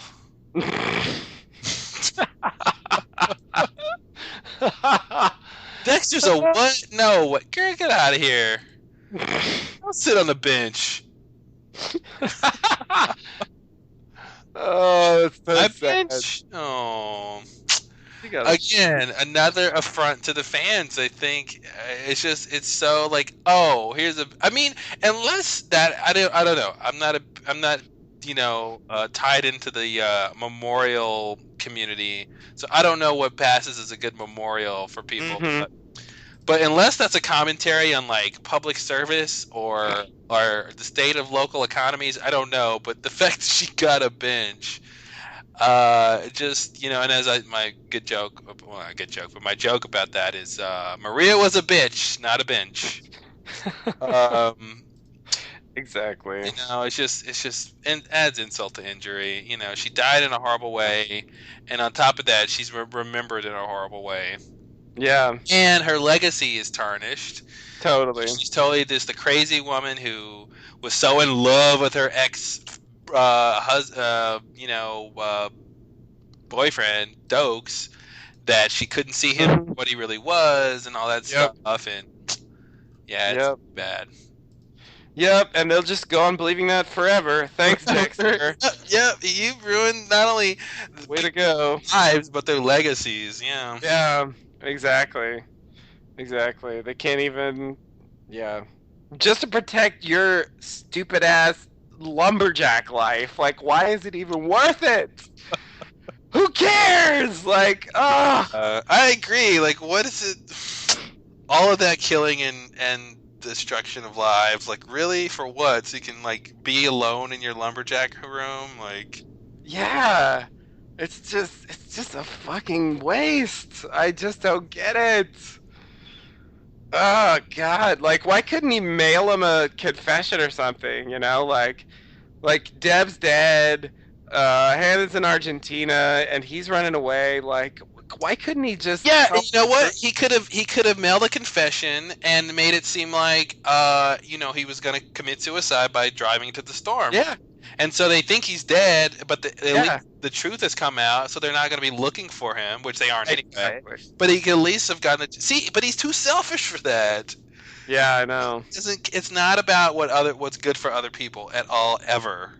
Mm-hmm. I don't know. There's a psychological study here that you can do about Dexter, and just in terms. I mean, obviously he's a psychopath as he's written as a character, but as a TV lead, I think he's got some strange qualities that a lot of lead characters don't have.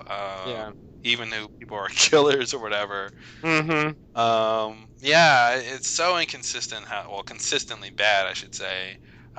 They just portrayed his character and stuff. And I mean, imagine the end of the show. He's in his lumberjack room, and he pulls out like a map with other killers that he needs to kill on it or something. He's gonna do what he did in Miami, but a new locale. Okay, I could buy that. He's gonna go back to his old ways. I'm fine with that. Like, give me something.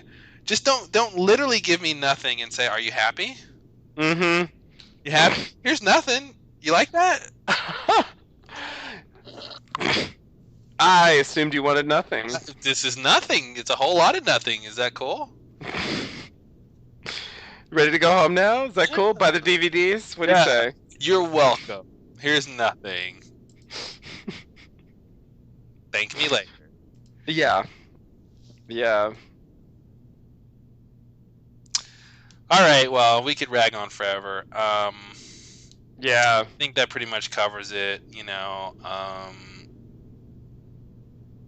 think I still prefer Michael C. Hall in 6 Feet Under. I have to go back and rewatch, but at least the show had a good ending. He had a much better character arc in that show. Yeah. And overall, the show quality is much higher, definitely. Yeah, for sure. Definitely. He's not the focus like Dexter is, but you know, it's yeah, I think so. I mean, early on he had his moments, and he definitely had the right whatever to play Dexter, but it was just shit. What can I say? You can't play shit and make it great, No. Not most of the time. Not unless you're Patrick Stewart. Wait, what? He plays shit and makes it great? Well, I don't know, not really, but season 1 of Star Trek, there were times where Next Generation, there were times where I felt like it was kind of crappy, the plot lines, but he was making it work. It's hard to save material, and he managed to save it. Yeah. Yeah, that's kind of what I mean. Like, put a different actor in there, and it's just I think could easily not work. Yeah. All right, cool. Well, this is our last Dexter podcast. Hopefully, I don't see a need to talk about it anymore unless they do some weird spin-off that's somehow interesting, which I doubt it. Yeah, I deeply doubt that. If they did a spin-off, I would seriously not be inclined to watch it. There are a lot of shows out there, people, It'd have to be a plot like 30 years from the end of Dexter, Harrison builds a time machine to go back and stop his dad from killing all the people or something. You're right. I would watch that. I'd have to watch that, Yeah, it'd be high concept like that. I'll definitely watch that show, but yeah, I think the likelihood of that show is pretty small. You think?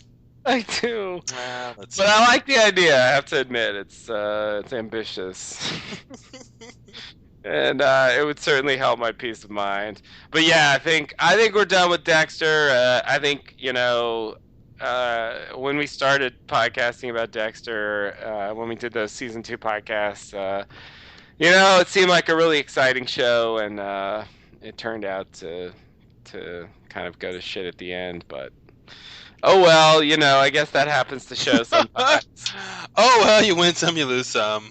Yeah, I mean, that's how I feel about when you start a series, especially if like you really want to make a commitment. I mean, it's you don't really know what you're going to get out of it in the end. And I've watched a lot of series that have disappointed me in various ways, but really none of them this much. And so it's like this was always possible, and I've been lucky so far. I guess that's the other way to look at it. And and this one was just a piece of shit. What can I say? Yeah. Yeah, it was the big piece of shit. Sad. So we nominate the Trinity Killer as the best season villain? Yeah, I think so. Definitely. Yeah, I'll buy that. Definitely. Yeah, I mean that whole plot line with him, like starting from the beginning to the reveal of who he is, to the relationship with Dexter, to the escalation of their conflict after he saves his life, like I think, and of course ending with Rita's death, like it was like every step of that arc was really well done. I think probably second is Eye Struck Killer.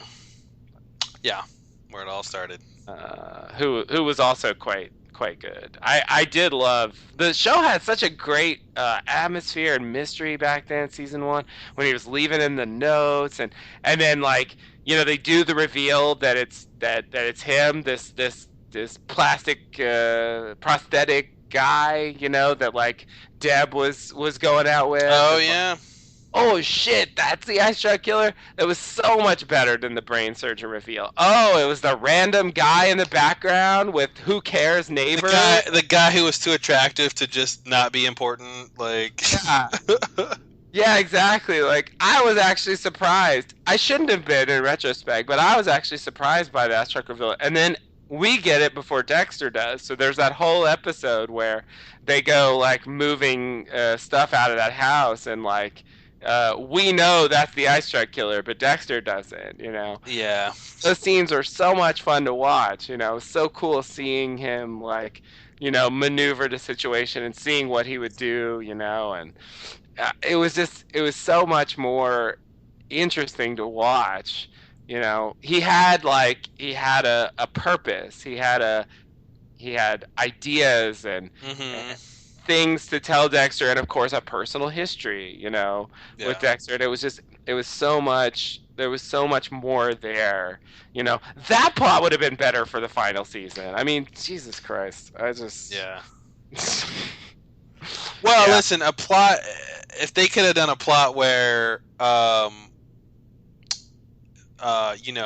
Dexter's, the brain surgeon turns out to be Dexter's brother, that would have been interesting. They kind of switch it, and the killer is his brother, and having to deal with that, and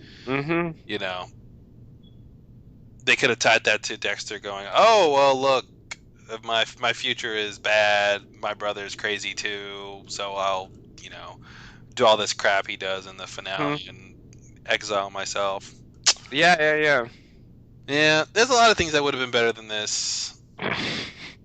Yeah. It's true. It's actually not hard to name anything that would be better than this season. Yeah. And this ending. So. No, it seems like they just gave up. Yeah. I mean, I know that they think they tried hard, but it seems like they just gave up. Yeah. I mean, I think the only thing that I think might have had an effect was that they rushed the production of this season. Normally Dexter would be starting right now. That's the way they've done the schedule for the whole run of the show until this season. It starts in the fall, and then it ends somewhere around December. That's the normal run. But for whatever reason, I don't really know why they were forced to produce the show earlier, a few months earlier than usual. So I've heard that instead of the usual break between seasons, they immediately went back to writing for the final season as soon as they finished the previous one. Okay. And so I think it's possible that might have had some kind of fatigue effect or something, where they didn't get the chance to, clear their heads and maybe come back and and maybe they were burned out, and like there is a sense of just like, oh God, just please let it be over. Yeah, exactly. What's the quickest way we can get to an ending? Yeah, exactly. And like, what bullshit can we fill time with? Yeah. Because I mean, I think they thought they were doing something good, but I that's the only thing that I think like might have had an effect on the final season. And it's kind of shitty that happened. But honestly, I think even if they had time, I don't think it necessarily would have been that much better. Yeah. Well, the trend doesn't suggest that, so. Exactly. Where they have had time. They had as much time as they wanted to write seasons 5, 6, and 7. Yeah. So, yeah. All right. Well, thanks for listening to us complain about Dexter. Indeed. Hopefully you were as disappointed as we were. I can only hope so. All right, well, we'll try to be back with I know we're going to be talking Breaking Bad as soon as that's over for the next episode. So that'll be our next Mr. Podcast here. Yes. That'll be fun. All right, until then, take it easy. All right, see you later.